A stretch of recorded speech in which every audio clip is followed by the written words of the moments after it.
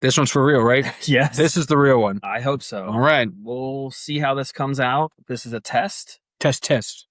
Mic check. 1, 2. 2, 1, 2. That's right. Exactly. You know the jam. Yeah, we're getting kind of good at this, I think. Like to think so. Yeah. Well, what do I know? Yeah, I will see. I don't know. Might not even be able to post this. Oh, 2 hours for nothing. I know. Oh, I get to see your beautiful face. Oh, yeah. 2 times. Just chat with you. That's right. It's at least quasi worth it. Yeah. Get something out of it. Yeah, a little bit.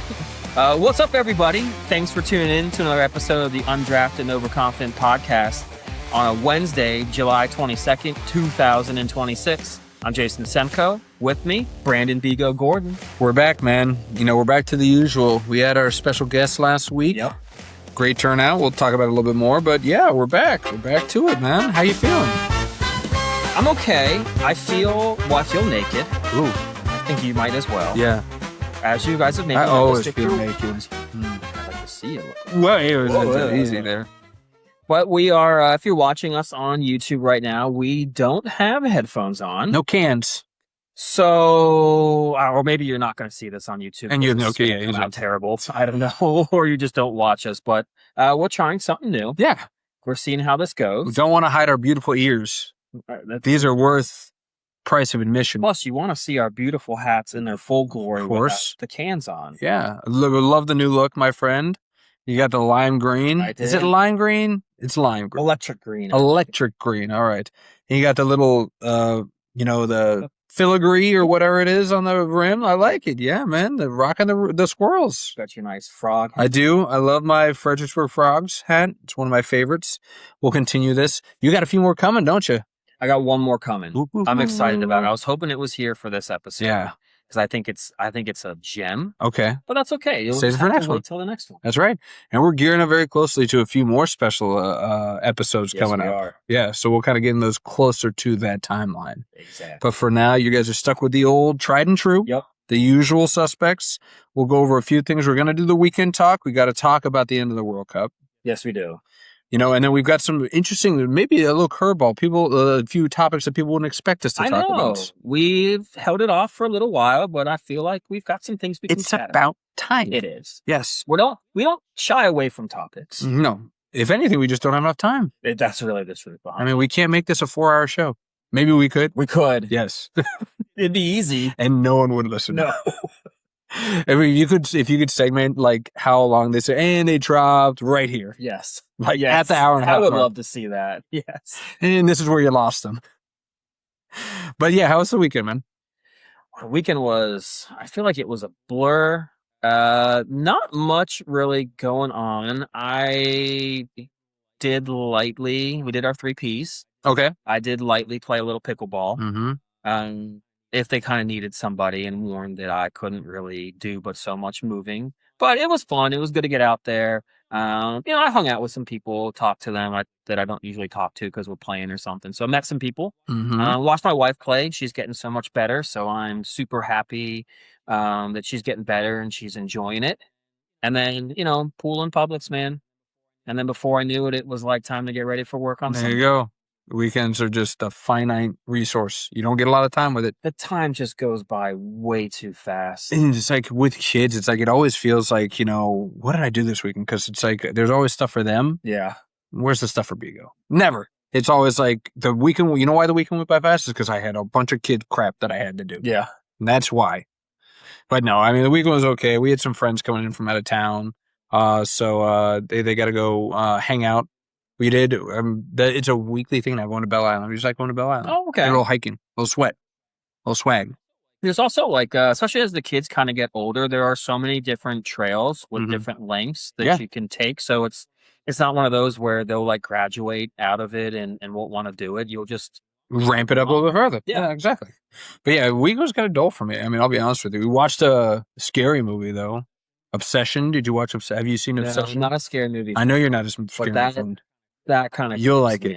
You'll like it. Commercials for it's scary, but it's not like bloodthirsty scary, and it's also not like superly jump scares, Okay. scary. Is it kind of like Swim Fan on steroids? Never saw Swim Fan. Okay, So but I it's don't like a know. stalkery type thing.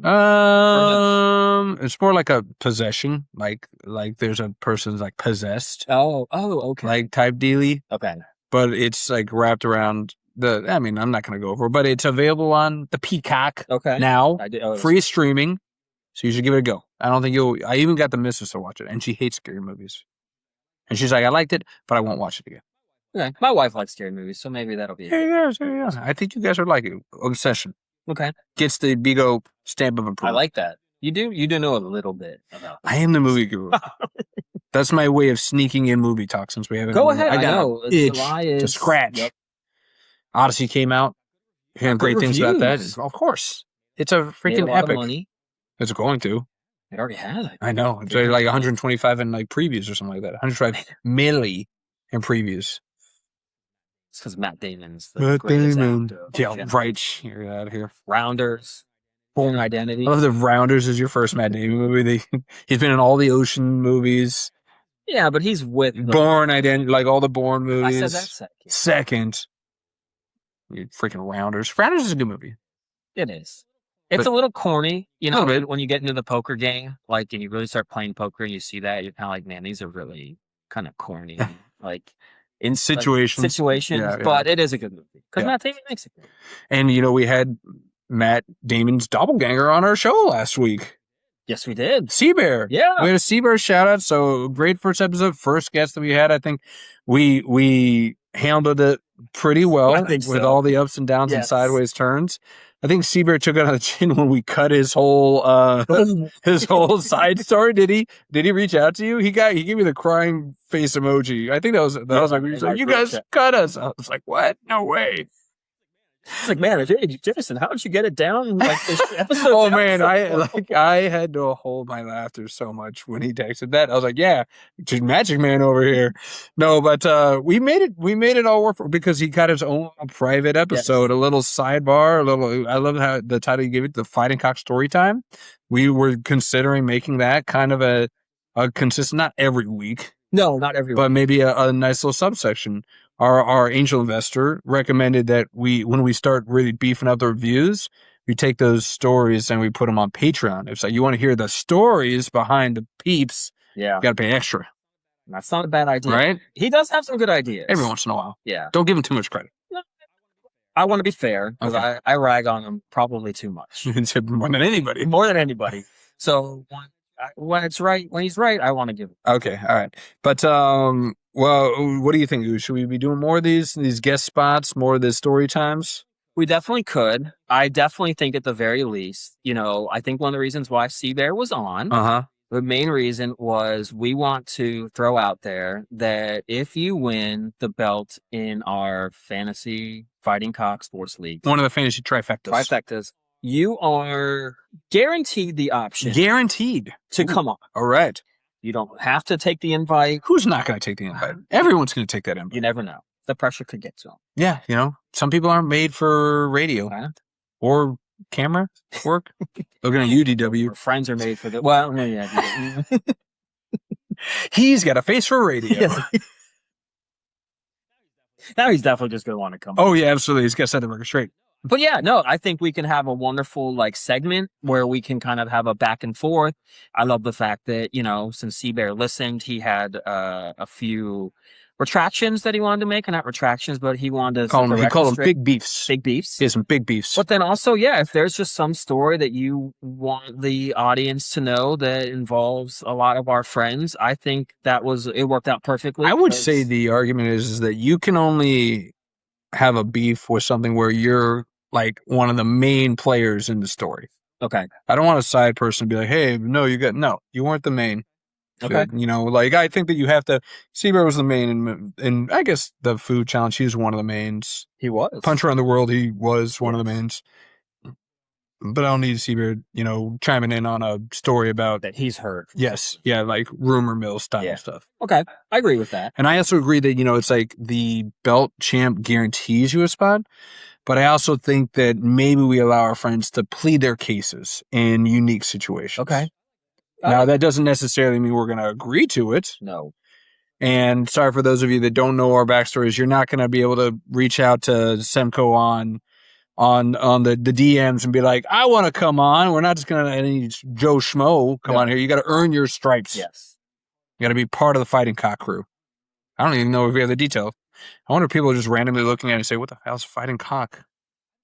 I think we've mentioned it a few times, but maybe not 100%. I don't know. But that is the name of our fantasy sport league that we're in. We're the Fighting Cock Brewery. Yeah, that's For right. every sport. Yeah. So we've even got the Honored. Sea Bear had the belt. Yeah. And it used to actually have a picture of the it's a liquor. What is it though? Is it a rum? It's a whiskey. It's a whiskey. It's just a very high proof, not the best tasting whiskey. Yeah. But it was cheap, which was what kind of really cheap and get you where you need to go. And we used to play a wonderful game back in the day of grab bag. And there was that was my brainchild. Was that yours? You didn't know this? No. Grab bag was my brainchild. Okay. Absolutely. You got a few. Anything I'm telling you, man.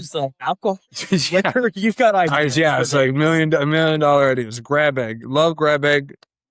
We can go into it now, but let's save it. I want to save grab bag in that story. Let's tease the audience a little bit because we still got a lot of stuff. The other thing I want to tease the audience is that I need to start getting like a clock in the background, like a ticking clock, like a doomsday clock, like to FeetleJuice a clock when you're going to be sipping on my toes, if you know what I mean. Okay. That is, so we're still doing that, huh? Yeah, that's still happening. In fact, into that point, I have a new nickname for you. Oh, okay. I'm going to start calling you FeetleJuice. FeetleJuice, FeetleJuice, FeetleJuice. And then you appear. When am I appearing? I don't know. Well, I'm still working on the kinks, but it works too well. FeetleJuice, that's you. I don't like it. I love it. It's a great name. I like it better. You. Shocker. It's not stupid. You didn't even stupid when we agreed to it because you had the highest aspirations that you were going to get this done. I had 3. It was your sports, your sport, your knowledge, but Bigo just comes out on top. Yep, that's what I do. But we got to go and do it, man. It's like even though we're about 2.5 weeks away from the moment. Because we did agree, even to your chagrin, you agreed to it. Wait, we officially agreed to that. Officially agreed to it. Oh, I didn't know that was an official. It's an official. Are you saying it's not official? I didn't know that we left last episode with the exact. Okay, well, let's go with the exact details. Because I'd like to argue. Maybe you can argue me down. I don't think you will. I probably won't. Maybe we can have a bargaining chip, like you see this and I'll see that type situation. Okay. But as far as the time of your punishment being administered, I do want you to do it on your fellas annual getaway. I did say that what's best for the pod. And that is what's best for the pod because you're going to have a live audience as you take that down. And as much as I would love to be there to see it, I will sacrifice that if it means that five other gentlemen get to see it instead. I am sacrificing my own joy for theirs. So, man of the people. You'll get to see it, though. How? Like what? You're going to do it on the camera? Yeah. Okay. Maybe. All right. What do you mean, maybe? You better do it on the camera. You freaking... That's the other thing. You have to do it on the live pod. We're going to do a live recording of it. Couldn't just pull favors and convince everyone that's going that I did it? Nope. Nope. And no, and I've already looped in Dwight. I was like, you better make sure that he doesn't try to swap out that mason jar. Yeah, it's going to have to be like a chain of custody. I think, it's like I'm going to have like a special tape on it. If the tape's ripped or if it doesn't have my signature on it, then you know it's not the right one. Yeah. I thought this through. You're not getting out of this one. That's okay. I think I have figured out, I don't know exactly the type of liquid that, but I definitely got it narrowed. You got to narrow it down. Yeah. You got to let me know in enough time so that I have time to dip my toes in there. Okay. But what do you know? Can you give me that, or are you going to surprise me with that? No. Because I actually thank my wife for this one. Oh, all right. She brought up the idea. Okay. She's really trying to some myself to thank for. So. You mean after she called you a loser? Yeah. All right. So okay, we've got some of these other. So what's the I guess that's the 8th, August 8th. Saturday, right? Okay, so August 8th. Mark it on your calendars, boys and girls. That is the date of destiny.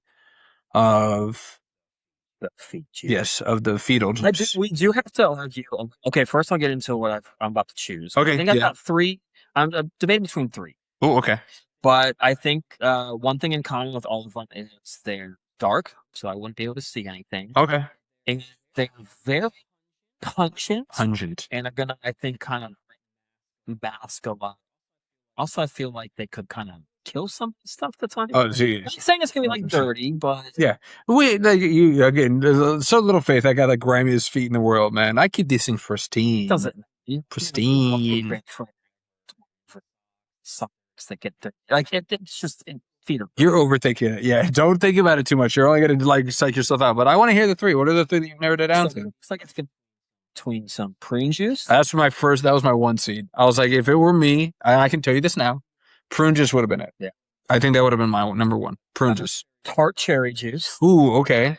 Very, that'll really mask Yeah. any lingering outside Yep. taste buddies. And Okay. I think the one I'm going to Tart cherry. Ooh, all right. So these are the bronze and the silver. Yeah, but All I right. think the one I'm leaning towards now, because prune juice, I could see drinking again because if I really got to go to the bathroom. Oh, okay. Okay. So one of the stipulations is that you don't want to include this in something that you might potentially want later on. Okay. Got it. So prune juice can help flush you out. Oh, yeah. So when 911, that's a good thing to go with. And you don't want to be thinking about my flat feeties when you're doing that. Because then I'm also like, well, I've got poop. So I'm thinking of two different things. I don't want that.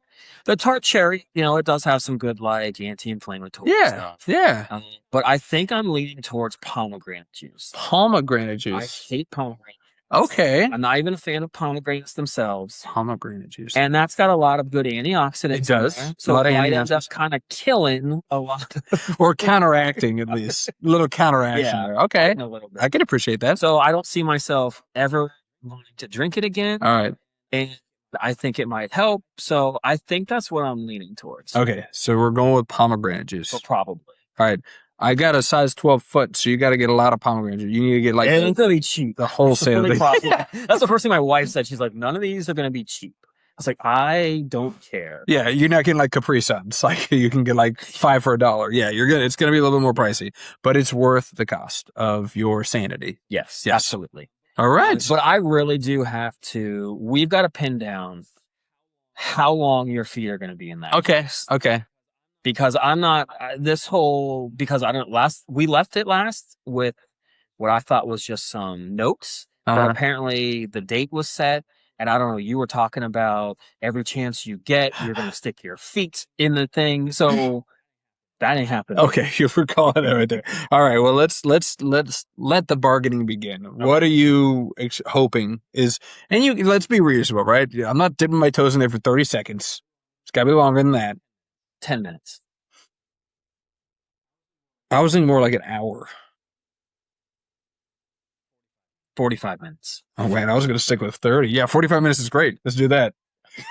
I was going to barter you down to 30. I was like, man, all right, 45 minutes, deal. Damn, I thought an hour was going to be where you were going to be like, that's my minute. I was like, but I started thinking selfishly. I was like, do I really want to sit around for an hour with juice on my feet? Watch me find out like some weird like disease. I'm allergic to pomegranate juice. So my feet swell up. So I was like, 45 minutes is good. 45 minutes is good. You're going to get like some cycloplasm or something that's been going around, the diarrhea. Right. Confused right in my feet. Yeah. There's like, oh, there's tapeworms into pomegranate juice. Well, now they're inside me. That is wonderful. Damn, 45. I'm a terrible negotiator.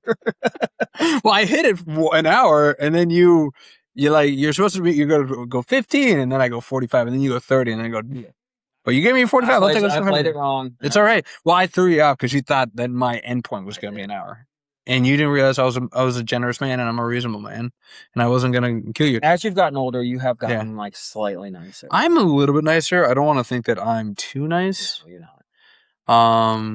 I don't know why. Why is that an insult to me? Like, don't call me nice. I'm not nice. I got an edge. Nice guys finish last. Maybe that's what it is. I think we've all kind of sat there, especially like in high school, and you see like the a-hole jock guy that gets like the girl, and you're just like, but he's a douche. Yeah, he's gonna wreck you. But that's the saying, nice guys finish last. That's right. That's right. I mean, that's why it took me, 37 years to find my wife, 35 years to find my wife? Probably. I finally got mine. She finally wore down all the bad guys and got to this guy right here. Nice guy. All right, so I think that we've got a lot of the details now. We got the date, August 8th, Saturday, August 8th. We're going to do a special live. Yes, we are. It's not live. I mean, we're recording live, but a special recording of the UNO. Kind of like our story time. We're going. Are you locked in on pomegranate juice? I think so, actually. Locked in. Because the other two, I do see myself. I could see myself in a pinch drinking. And yeah, you just never want to go near the juice that my feet have ever touched. How could I not? Yes, I mean, I commended you. I think, and I was like, oh, I didn't even think about that, but yeah, that's a good idea. You know, and then 45 minutes is how long I get to stew my feet in there. Like my wife's gonna be like, "What are you doing?" I was like, "I got 10 more minutes." My kids are gonna be like, well, "Daddy." Yeah, it is getting kind of. I don't want to say it's getting kind of weird, but all these different random bets we get going on. It's like my wife is just losing all like respect for you. Like maybe a little bit. Here's what you do. Do what I did. Like when I told the missus what she's like, why? I was like, well, here are the alternatives. And when I gave her the alternatives, she was like, okay, that sounds the best. My wife was just like, no, you could have chosen something else. Why do you have to put a bet on the line? Well, you know what? How about this? If the ladies of our lives want to have a say in it, then offer up some bets for us. I'm not going to say we're going to take them. That's true. Well, we could listen. Yeah. Absolutely. Well, all right. So I'm glad that you picked up the pomegranate juice. That sounds like a good idea. I was going to give you another option because there's a new limited edition drink that's coming out that is near and dear to my heart, as well as Seabear's heart. He brought it up on the last episode, Jones Soda. That's right. You remember when we first started, I was drinking the Jones Soda, and I got that from my B-Day from Seabear. Full circle. Very first episode. But I mean, I would love for Jones Soda to be our first sponsor. That would be cool. Pipe dream. But I will kind of still give them the free pub because they are releasing a celebration for their Dirty 30. They're celebrating 30 years of being in business, and they've partnered with of all companies, Crayola crayons, and they've got a limited edition 6-pack based on crayon colors. So they're bringing this out. It's going to come in it's almost like a Crayola box. It's like a Crayola Jones box. So it looks like the old Crayola crayon boxes. And they're gonna. I'm gonna get this in like 2 seconds. But the collaboration is released as part of their Dirty 30 campaign, celebrating its 30th anniversary. Despite its resemblance to Crayola box, they're not going to be crayon flavored. They're still gonna be the Jones flavors, just with the menagerie of colors that you would see in a Crayola box. Actually, did you ever try to eat crayons? I don't know. It seems so long ago. Maybe. I'm sure I did. Yeah. I tried everything once. Like, I feel like I tried it because everyone else was trying it. And peer pressure. This is terrible. Yeah. I didn't see the appeal. It's the same people that eat crayons are the ones that like eat their boogers. I was never a booger eater. No. I did always want to eat the Play-Doh. Okay. Growing up, especially when you would like put the thing through and it was like spaghetti. Yeah, well, when it made it look like food, that's just false advertising. And especially, was Play-Doh always non-toxic? I feel like there was a time where it was like, you can't eat this, but then like, but we're going to make it look like food. I got to believe it was, because it feels like everything back in the day was made of something. Yeah, like Legos and everything. Yes, like it's not toxic, but you're not going to feel good about this. But the 6, they are inspired by the crayon colors. So the color Sunset Orange is going to be their orange and cream flavored.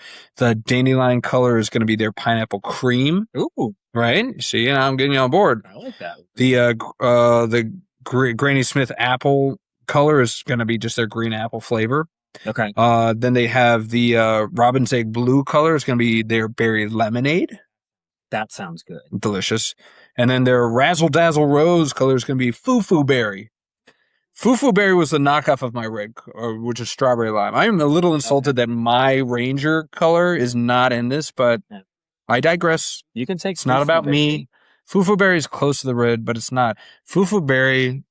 So I'm gonna have to have Seabear back on this. I feel like Foo Berry I was dating somebody in high school when she heard about this. She's like, "I'll be Foo Berry," and I was like, "Yeah, no, you can't." No. This is kind of a guy thing, but okay.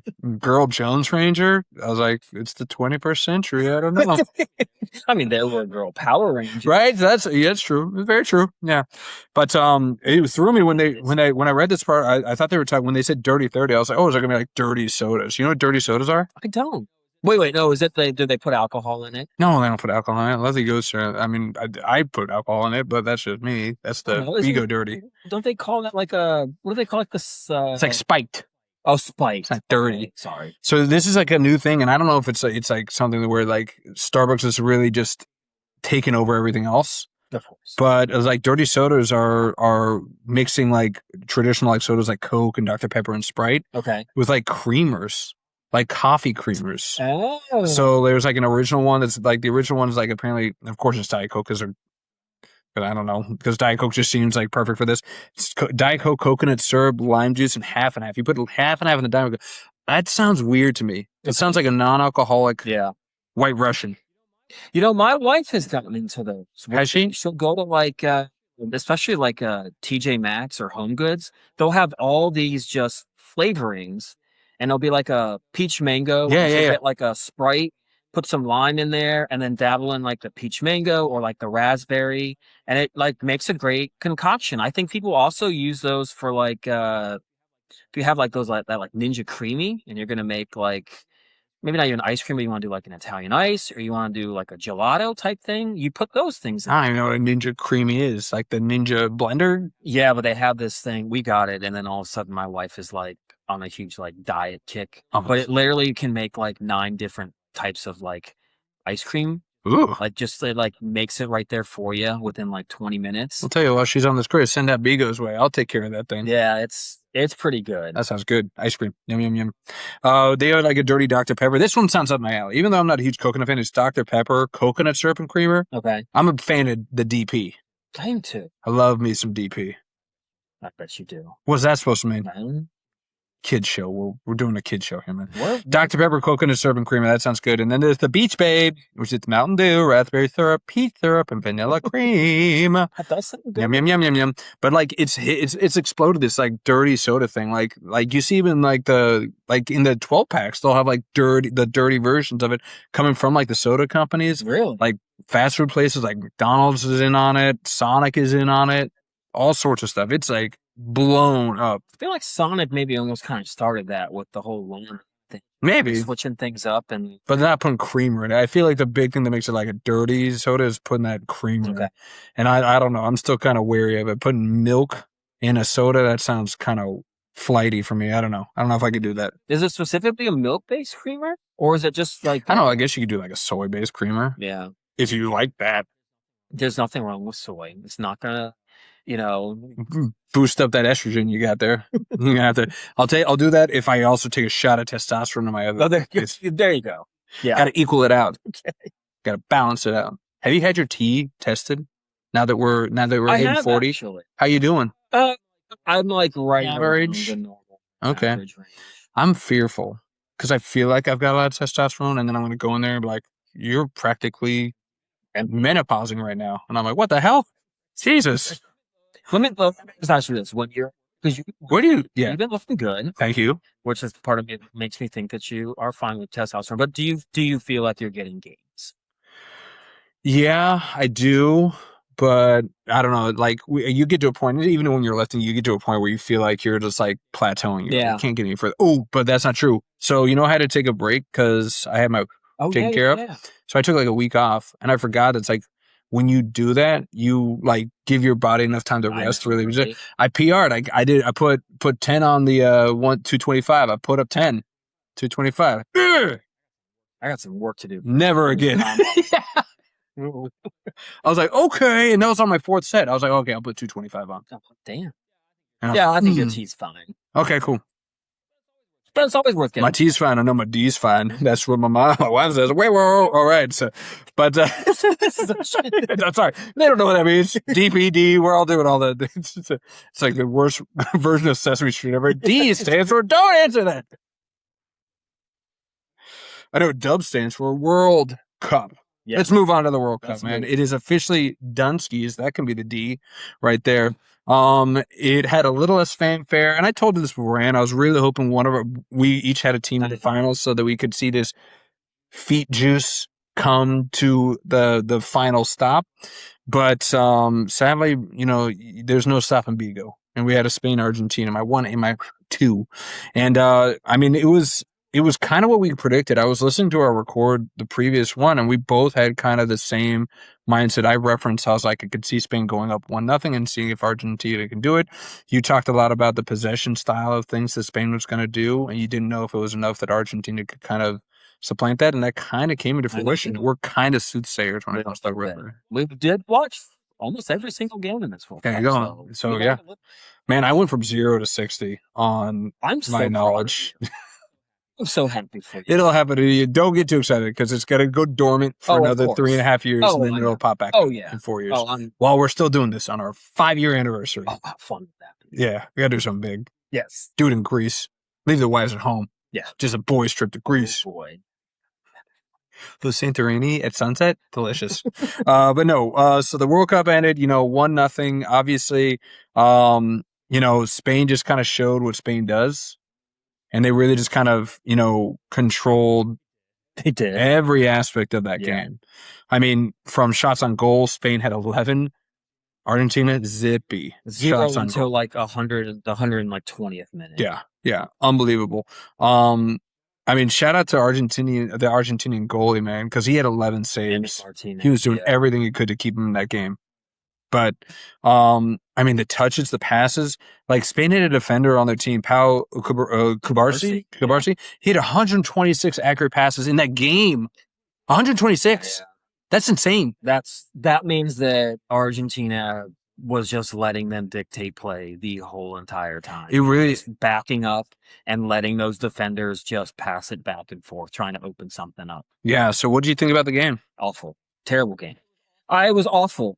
And I was so disappointed in Argentina. You're going to get all of our Latin American listeners all fiery again. It's like, that's what football is. No, it's not. It's not at all. And that is, unfortunately, I didn't think Argentina would stoop to those like pedestrian South American tactics. Yeah, they kind of did. They went right there. It was like the second that I saw them drop back and then start just kind of the whining, complaining, I was like, oh, they know they're not better than this team. Mm-hmm. Like, and they're not even going to try. Yeah. They did not even try. Like, I get it. I said a couple times, they're not 100% a possession-based team, but man, they really didn't look like, they looked like they were almost closer to Paraguay than they were like trying to play like Spain.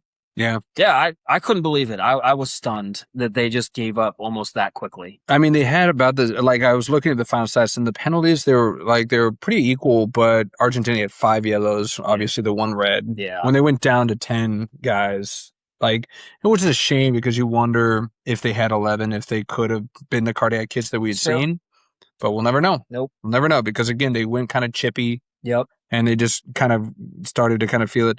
I was looking at Messi's stats specifically. I mean, he had 54 touches, so it wasn't like he wasn't getting the ball, but man, they really just stifled him. Yeah. He had 3 successful dribbles. 3. They were on him, man. He had he was 73% of his passes were good, 27 out of 35, I think. And the only shot that he had was blocked. Yep. I mean, they just said, we're not going to let him win. You're not going to let him win. I was almost happy to see him struggle because it was just because you're the best player, it's just, there's also another team on the other side. Yeah, there's 10 other players. Yeah, 11 other players. Yeah, absolutely.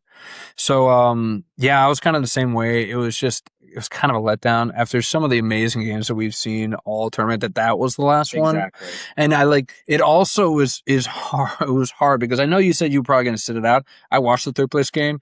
Goals everywhere. Yeah, there were. Goals everywhere. I was like, what? On defense. I was like, they literally just handed Mbappe the golden boot. I was like, come on. I was a little bitter about that, but whatever, But yeah, they didn't care. Nobody's playing defense. No. Just go. Especially like the Declan Rice goal for England, and when he scored, I mean, he just kind of all the defenders just kind of stayed around him, but no one really attacked him. And then the Jude Bellingham goal at the end, I was like, they just let him score that so he could be England's all-time in one World Cup leader. Yeah. Which he fully deserved. I don't know. I sat there too. I know I argued with a couple of friends about the Mbappe because he passed Messi, and I'm like, all right, well, he's going to do it next World Cup anyway. Yeah. But also, he's got the most goals in a knockout stage of a World Cup in World Cup history already. Yeah. So it's not like he's just been beating up on poor Lesser opponents, opponents, yeah. he actually is scoring goals when they really matter. Yeah. So, I mean, it does kind of tarnish it a little bit because it is kind of a wonky game to play People won't anyways. remember it. People won't remember it. No. You know, like 10 years down the road, they're just Yeah. going to remember him being the greatest World Cup, Yeah, exactly. striker of all time. So, but yeah, going from that game to this game, you're just like, wah, wah. Yeah. But yeah, I mean, it was crazy. It's like Spain won the ball back 20 times in Argentina's own half. Like in their own half, the Spain was still being aggressive and just taking possession away from them in their own half. Yeah, that's like a style that the guy that's he's not on Manchester City anymore, Pep Guardiola. He kind of created that where it's like if you lose it, you run like hell for like 10 to 15 seconds to try to get it back, and if you don't, then you retreat. So Spain was just doing that same thing. Yeah. Like they lose it, get it back, and then go back into your possession game. Yeah. And it was masterful. I mean, hats off to the coach. Yeah. Hats off to the team as well. One goal given up the whole stinking tournament. That's wild. That's nuts. Never going to see that again. And Belgium scored, so maybe Belgium was really that good. There you go. And they were my 5th pick. See, everything comes up. Everything comes up. Here you go. Yeah, I mean, the last thing that I'll say is that of Argentina's time of possession, more than 50% of that time, their possession was on their own side of the field. Yeah. They just were not attacking. Mm-mm. They couldn't get anything going. And again, their frustrations kind of just reared their ugly heads. I do think that Enzo Fernandez, he's a savvy player on Argentina. There's a very famous play in actually Spain's when they beat the Netherlands for their other World Cup title, their first World Cup title. Literally the first 3 minutes of the game, I can't remember the guy in the Netherlands' name now. He just was like a bruiser. He literally spikes a guy in the chest, jumps up for a ball and spikes a guy in the chest. I don't even know if he might have gotten a yellow card. Refs in those games generally don't want to give a red card, and I think he was playing the game that same way. Like, you're not going to give me a red card. Yeah, I'm going to keep going hard. I was happy. They were both yellow card worthy fouls. Yep. And he should have been out of the game. And I think he just tried to pretend and play the game that a ref is not going to throw a red card in this game because it ruins the game. It just does. It does. Yeah. And the refs know that. And the teams know it, so a lot of the players will really try to play more aggressively. Yep, yeah, they will. Well, again, even on the sour note, I'd like to hear what you would grade the World Cup as in its entirety. What would you give the World Cup as far as a grade for this go around 2026? Maybe like a B plus. Okay, I really liked it. Yeah, I like almost all of them, but I love the fact that. I mean, we got an extra game, but we still ended up we saw the top 4 teams that would make it. Yeah. I would love to see some Cinderellas. I mean, you kind of had Switzerland, I guess, but it's Cape Verde. We talked about this last time. Yeah. They were great. It was fun to have them in there, but you didn't see because of the new way that they did everything that you saw all these upsets. You generally saw what you see in every World Cup. Yep. But you saw other than the final, and I think that's one of the reasons I'll give it like not an A. And then I think VAR is a reason I'll give it like not an A. But I just thought a lot of the games were great. They came down to the wire. Yeah. You had all the drama around most of the games. It seemed like all of them were close and any team could win. Yeah.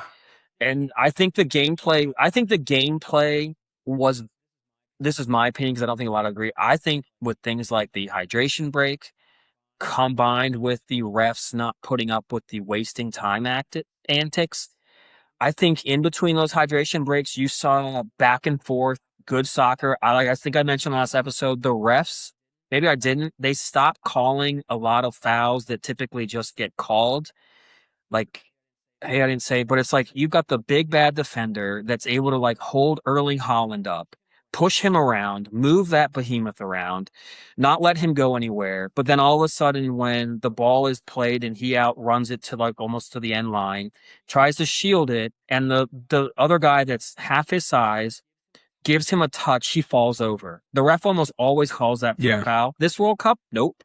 Like, unless the guy really ran into him, he's not calling it. Yeah. And they picked up on that, and that kept the game flowing more. That's true. So I thought it was a great gameplay. I know people didn't like the hydration break. But the VAR, I don't know how you change it, but if you're offsides by literally like your pinky finger, That's not the true meaning of like offside. Like offside is you have a clear advantage, like Advantage. you're way ahead. Okay, so like your head is in front because the defender, like you just strided differently. That's taking it too far. But I don't know what you do because that's technically the rule. Yeah. Um, I don't know, man. But like, what did you think? It's funny because I had written down B plus here because I had literally written down B plus, and for a lot of the same reasons you did, like it would have been an A for me if the final Yeah, was better because this really was. I mean, every round, not every game was like fantastic yeah, to watch, but every round there was some entertainment to go around.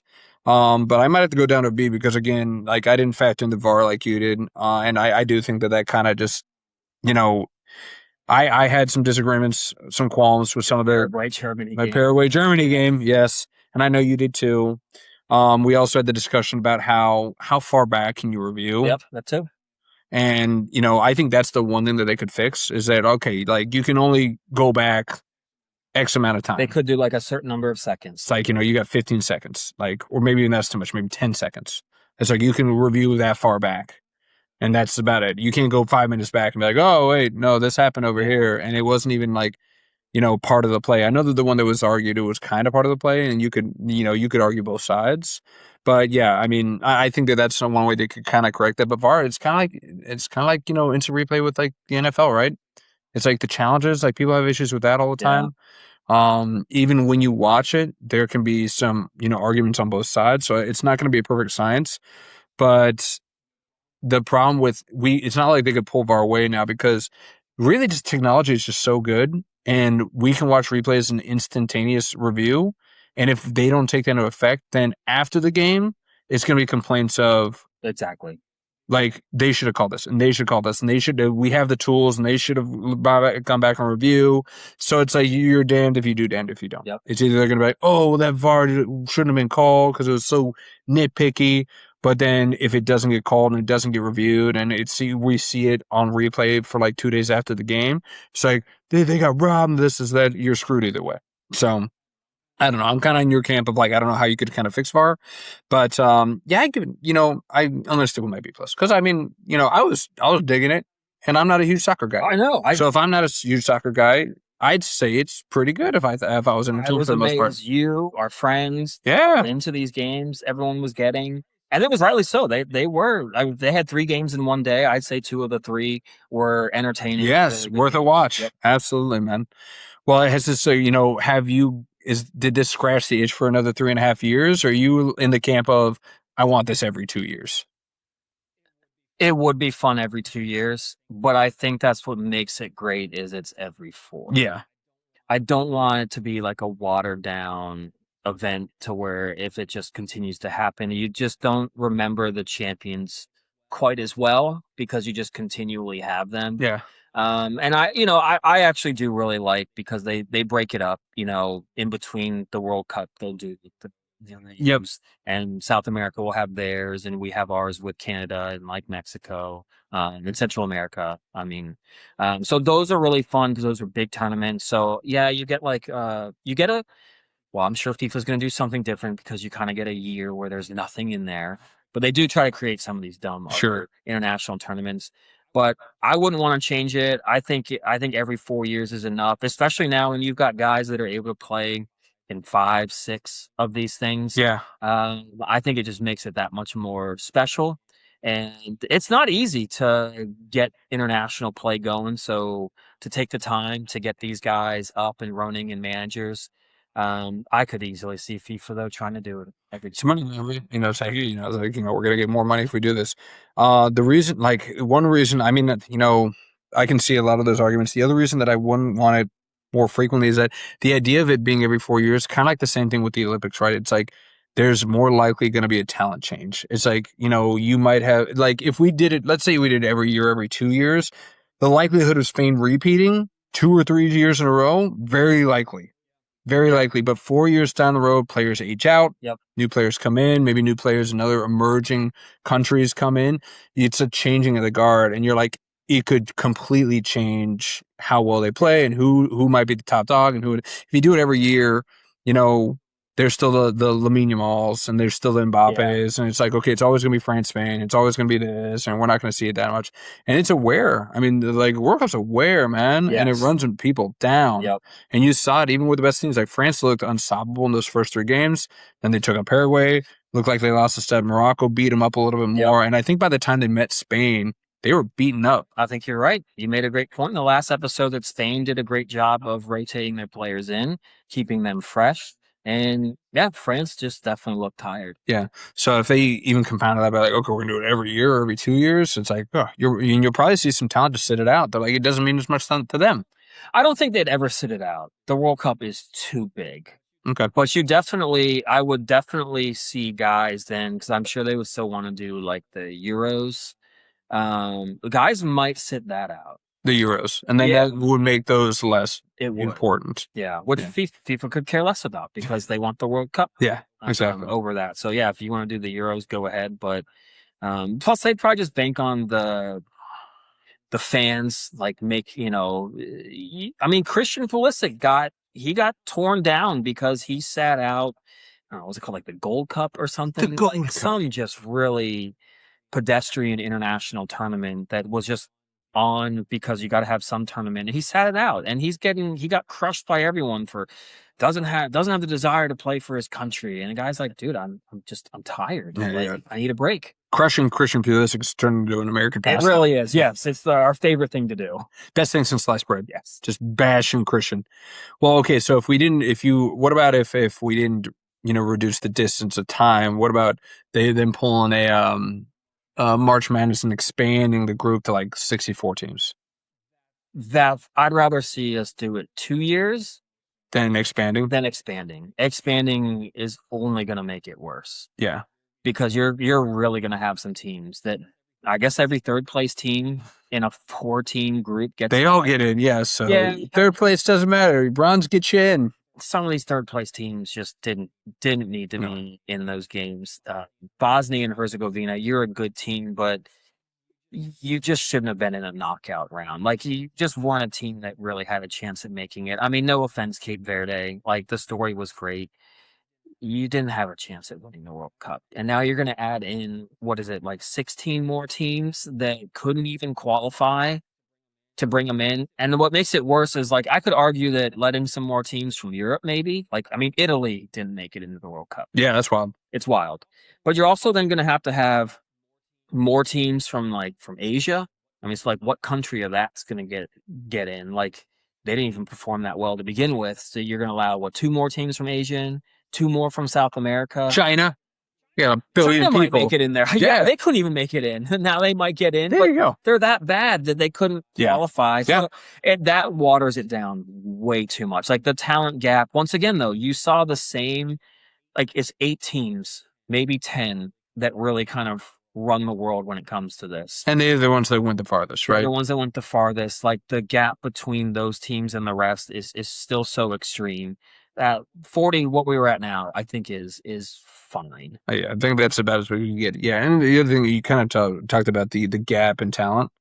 I mean, this isn't college basketball. It's 90% of all college basketball players don't go pro, right? Yeah.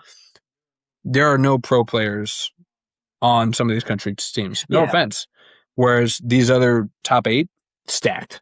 Yeah. So the clear gap. So you can't compare apples to apples in this regard because the talent on a college basketball team is much more close. Yes. You might have a superstar on one team, but then if they're, look at Iowa, I mean, I guess they have some okay people on their college basketball team. They upset Florida. I know, but that's what I'm saying. Yeah. The talent disparity was there, but it wasn't nearly as sheer of a cliff as it would be then freaking Thailand facing France. I know. It's if Mozambique somehow makes it from Africa. It's does any of them play outside Panama. The Mozambique League? Panama made it. Oh, How dare you? Oh, it will get them. Is this Mrs. Panamanian? Yes. Is that a Panamanian? Yes. Well, that's what he says. He says Panamanian, so I'm going to go with She's a Panamaniac? Yes. Yes. Well, who's not a Panamaniac, but hey, we gotta fill the void of the World Cup, man. Yes, so let's dive right in to the most popular sport in our friend group. Of course. Yeah. WNBA. Oh, Let's go. finally. Right? I mean, we had to, you never want to give everybody the stuff right away. You want to just kind of breadcrumb it there. Yeah. Finally got them there so that they can get their tummy full. Tummy full of WNBA. Yep. Yum, yum, yum, yum, yum. But, I mean, the biggest stuff is this. What sucks is that, like, more than, I'd say 80% of the time when I hear a WNBA story, it's not about the gameplay. Yep. It's about everything else that's going on. Like, you heard about what happened with the Toronto Tempo head coach and Angel Reese, calling Yes. her a protected Species. species. Yikes! And then, of course, everything that goes on with Caitlin Clark, it's kind of crazy, but it's like Caitlin Clark has definitely got to be one of the most talented players in the WNBA. Just had a 45-10 game first in Like, WNBA broke, history. the record for the Indiana Fever, Yeah. highest scoring game. But it just seems like, man, so much has gone on, and it's just like it never seems to be anything about the actual game itself, and that's all she wants to play. Everything's about the hard fouls that she takes, about her being treated differently, about all of these things. So I guess the question is, with everything that's surrounding, her in the sport and how it's anything but the actual game itself, you know, one of the things that people kind of complain about her is that she's not more vocal. Yeah. And then she's just like, I just want to play basketball. And it's like, do you think that's kind of hurting her hurting the player, hurting her star status? Like, what's your thought process on this? Yeah, I guess I just don't know in this like climate that we're in if that's something that we should just have different expectations on. Because it's the same thing with like Christian Pulisic. He doesn't want to be the captain. He doesn't want to be the vocal leader. He's never said he wants to. He just wants to go out and play.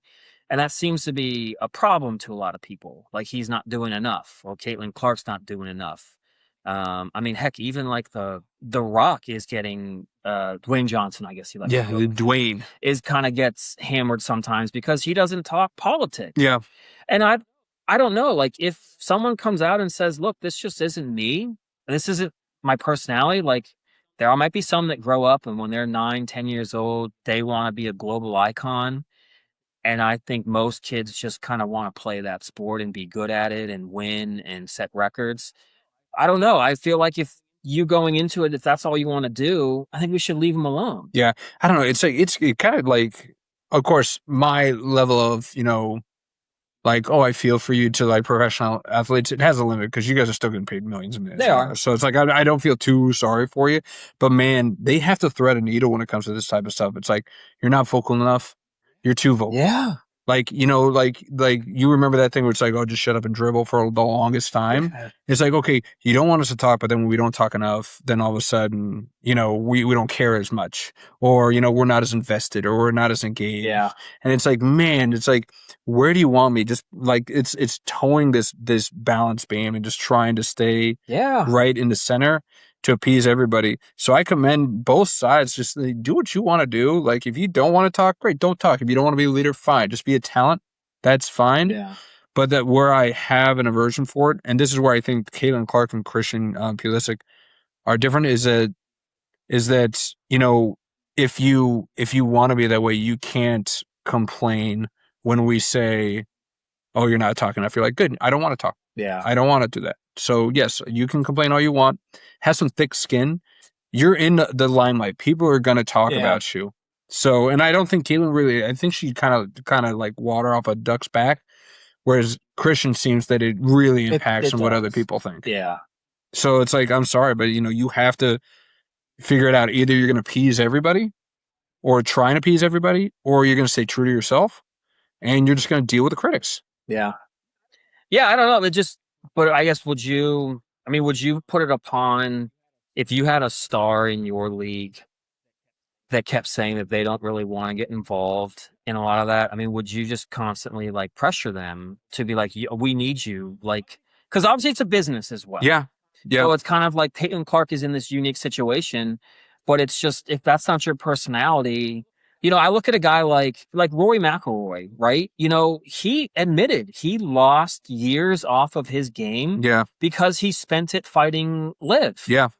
And, maybe it's a little bit different because, I mean, his league was potentially going under, but he didn't have to take those reins. He took it upon himself, but it was a detriment, So if someone like Caitlin Clark or Christian take on the role that they don't want to, it may affects their game, and maybe they're not in a better place because of it. But I mean, that's the balance. I mean, what do you want? Would you rather have had? I mean, Rory obviously maybe made the right move, sacrificing himself a little bit. Mhm. Maybe in the end, it wouldn't have mattered. So I I mean, mean, it all turned out. It's easy to use Roy because it all turned out, yeah, roses and butterflies. Right? I mean, he won the Masters. He bounced he back and did. everything He like that. did eventually. But I think it's different because that's a solo sport. It's like I think it really kind of more depends case by case on team dynamic. So if Caitlin Clark has a team and they're like, we're fine with her being this just like Okay. stoic person that just is an athlete on the floor. Yeah. We don't need her to be vocal. Like she's got like the Sophie Cunningham. We'll be more than happy to kind of speak Oh out. yes. You're dreaming for some Sophie. I know you are. Yes. I'm tired of her. I'm so over her. I mean, she's hit her 15 minutes plus 5. Boy, But she's making a name for herself. I could see why. Yeah. She got legs for Yeah, she days. does. But if the rest of the team is like, we're fine with Caitlin just doing her thing and she doesn't have to be Okay. that vocal person because we'll pick that piece up and we're happy to take that on, then that's fine. That's the team dynamic. But if you have a team that's looking to your star athlete and we're like, you need to be the voice because you have the platform, Okay. that's where the coach needs to come in and be like, listen, I know that you're not comfortable with this, but your team needs you. And this is what your team needs you to be. That's where I think it makes a difference. Steph Curry's, he's best player on his team. He's not the loudest guy in the room. No. He likes to be in the jokester and Thank fun God we and got his light Draymond Green. yeah, exactly. But that's my point, Yeah. right? It's like that's the team dynamic. Steph is the best player on that team, but he's not the vocal leader. Doesn't have to be. Would you say then? So you say that. So would you say then that that's a reason maybe why I hate bringing this up because you're a Capitals fan, but would you say that's maybe part of the reason why they weren't as successful early on winning those Presidents Cups because there didn't really seem to be a super vocal leader in my mind. I mean, Ovi really didn't seem to take that on. I mean, Backstrom wasn't vocal. Carlson. I mean, they were great guys. Well, partly because there's a language barrier. Yeah, but like when Ovi came to the league, he spoke very little that's English. true. Well, they weren't great off the bat. No. But I think he had learned enough English. I mean, I just remember famously when his English was like nachos. Nachos, yes. I take more nachos. Yes. Liquor, vodka? Vodka? Yes, I know vodka from Homeland.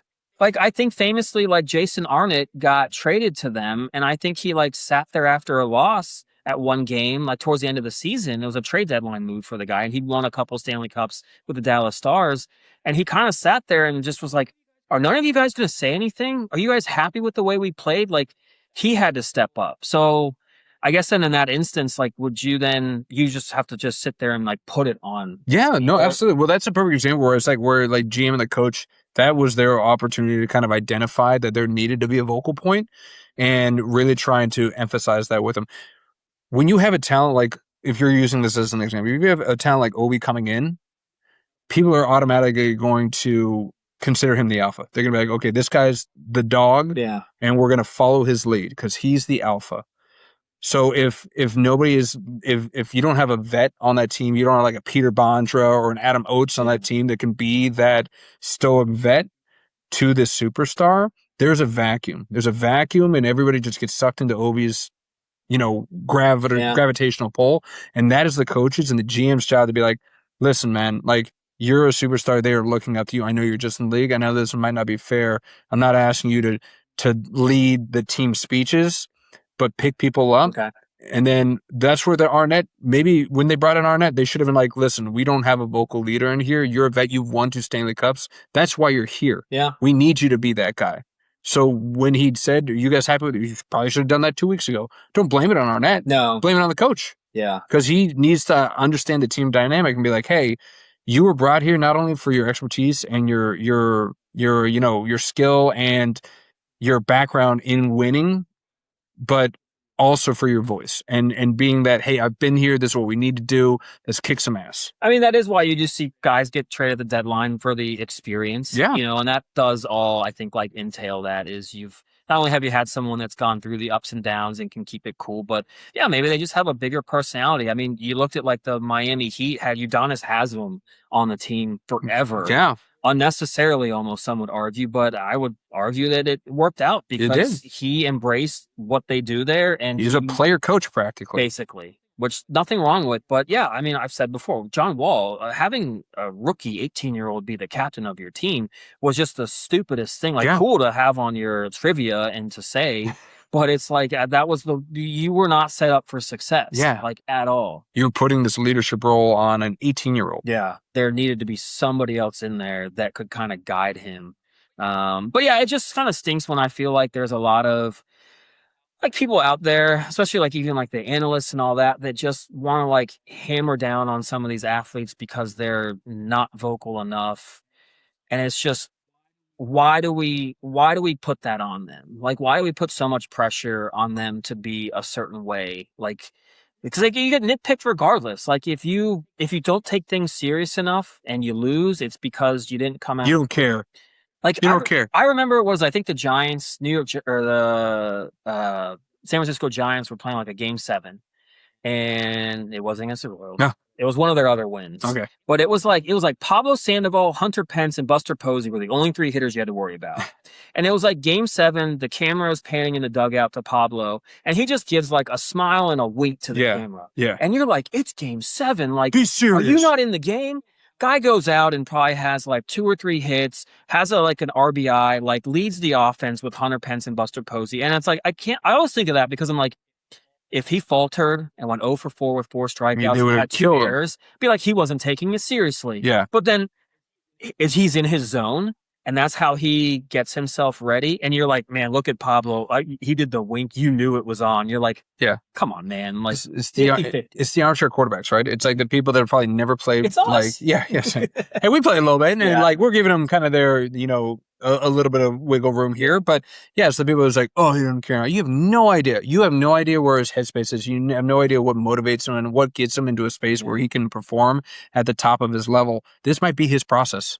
Yeah. Just because it's not yours doesn't mean it's wrong.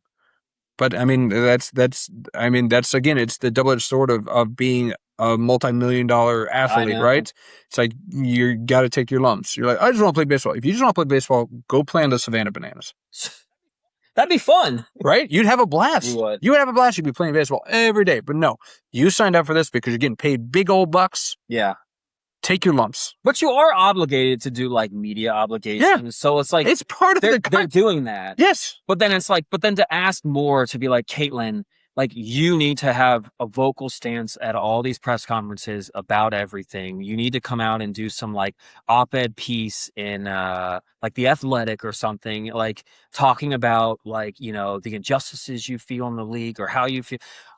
If she doesn't want to do it, she shouldn't have to do it. Well, here's the great thing. It's like, is that in my contract? No. Yeah. I don't want to do it. That's true. Sucks to be you. Yeah. I'm sorry. I'm not going to give you what you want.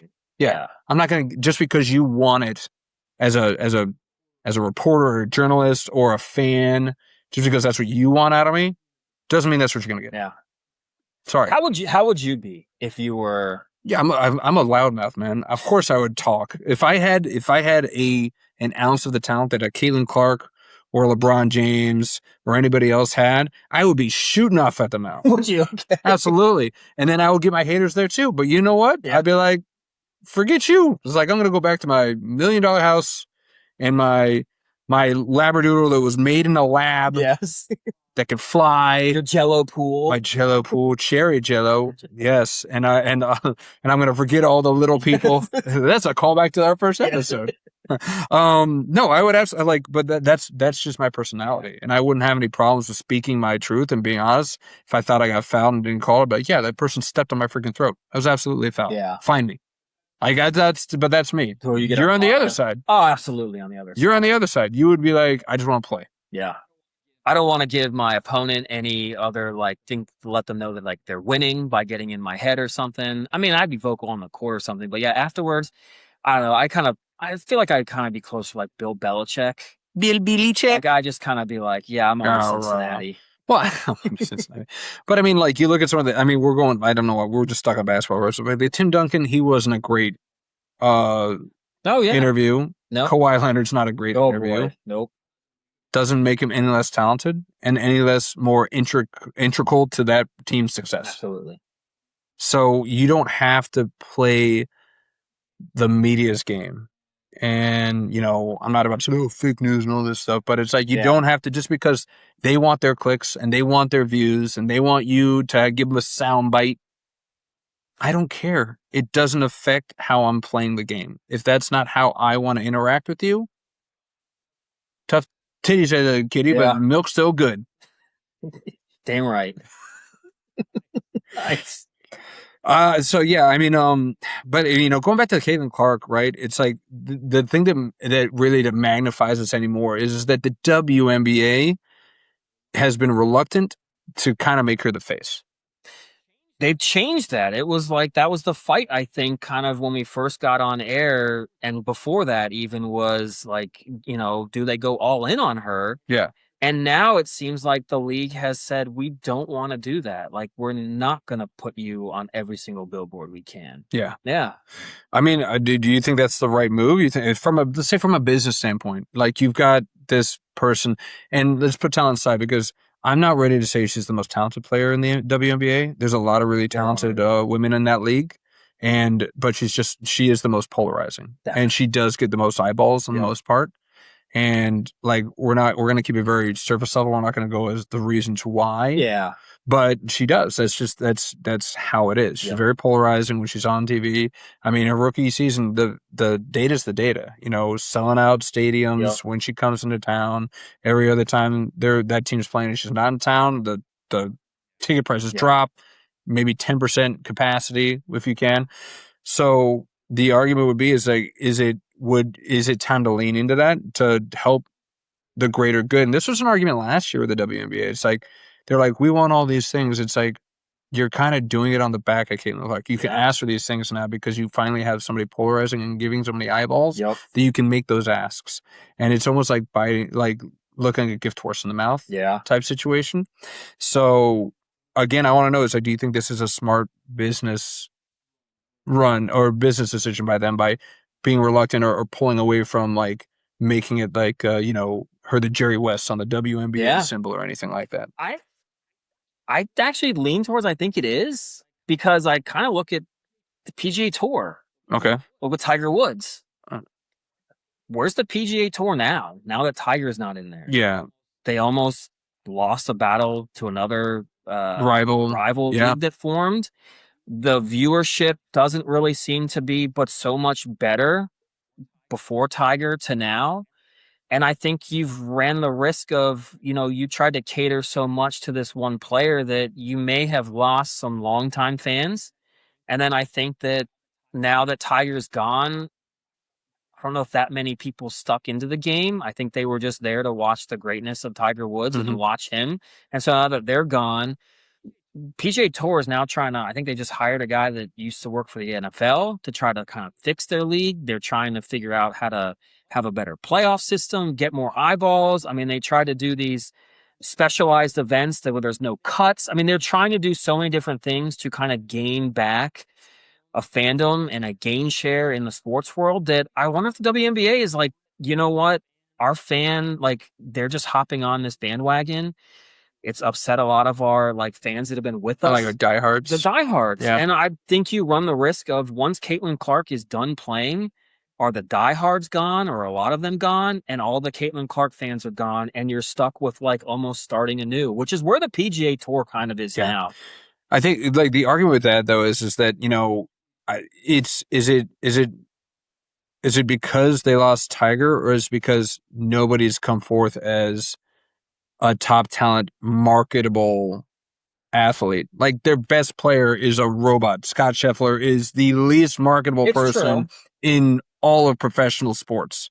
He's just a wet towel.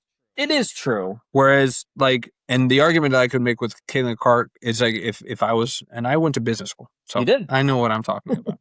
But if they used her as kind of a platform or as almost like a catapult to catapult other people into stardom, they're getting, again, she's a marketable person because again, she's so polarizing and people know her. Yeah. But I wouldn't say just have her be the sole, vision board of the WNBA, but have her standing with 5 other athletes that are like the top athletes in the WNBA. And then those people that might be the casual fans that are tuning in because of Caitlin Clark, they'll be introduced to those other athletes. Because outside of that, you take Caitlin Clark away and you put those 5 other up there, those casual eyeballs will be like, I don't know who any of these people are. Yeah.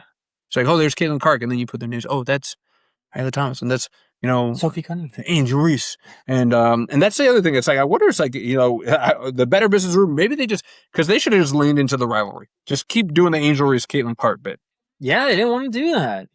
Neither one of the players. Well, what I can understand the two, and I'm trying to keep it surface level, but it's like there's just so much racial tension between that rivalry that they were just like, we don't need to add fuel to this fire. Yeah. So I can respect that. Yeah. Very much respect that.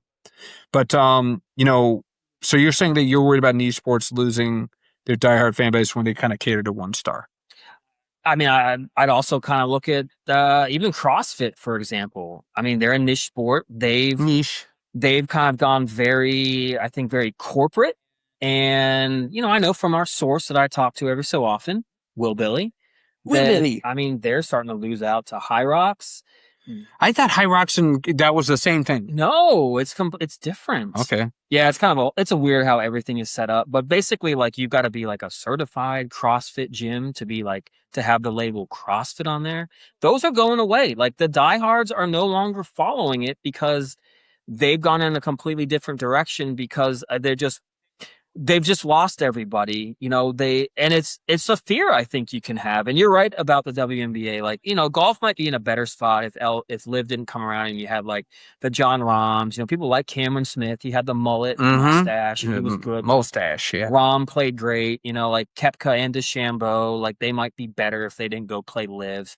And you did have some like quasi marketable names, but I just think the cratering, from Tiger, I think has really put them in the position that they're in because I think they made probably a lot of promises to a lot of people that we continue to have this market share, make this type of money. Yeah, I mean, you follow the dollar bills, yeah. But it's also, I don't know, it's also like, do you just try to just take as much from that as possible and you just like milk it for all that it's worth and hope that, to your point, that once Caitlin Clarkson was done playing, like I said before with the NBA guys, you had the monsters, you had like Steph Curry's, LeBron, you had Russell Westbrook, a triple-double machine. Giannis is like a freak. Yeah. Steph hits these threes from all over the place. Harden with the beard in his one-on-one game. Like, you got so many different personalities and different types of games. It's kind of like tennis with the big three. Like, you like either one of those three because it's like the style that they play. So, I mean, maybe you milk it and hope that you get lucky and have these other guys. Sometimes you have to, because I mean, like, I'm going to use your Tiger comparison and compare it to like the post NBA Michael Jordan. Like when Michael Jordan left, there was a huge drop because they were like, he was the NBA. Yeah. And, they were still talented athletes playing the ball, but he was just so likable and he was such a fan favorite. The same thing goes with like Tiger. It doesn't mean that they're like, Vijay Singh. They were the Vijay Singhs. They were Sergio Garcias of the world. Yeah. But like when you lose somebody that is that marketable and that recognizable and that talented, there's going to be a drop no matter, what you do. But it's like you got to ride that wave. I feel like you have to ride that wave. But but the NBA was not a niche sport. Like they were a big sport by then. They were going to probably continually have all the viewers that they were. But I think that Jordan brought them to a whole nother level. I would argue that Jordan took them from, I'm not gonna say niche, through the NBA. Bird and Magic, and everything like that. Niche to mainstream, and then Jordan, I think, catapulted into another stratosphere. Yeah.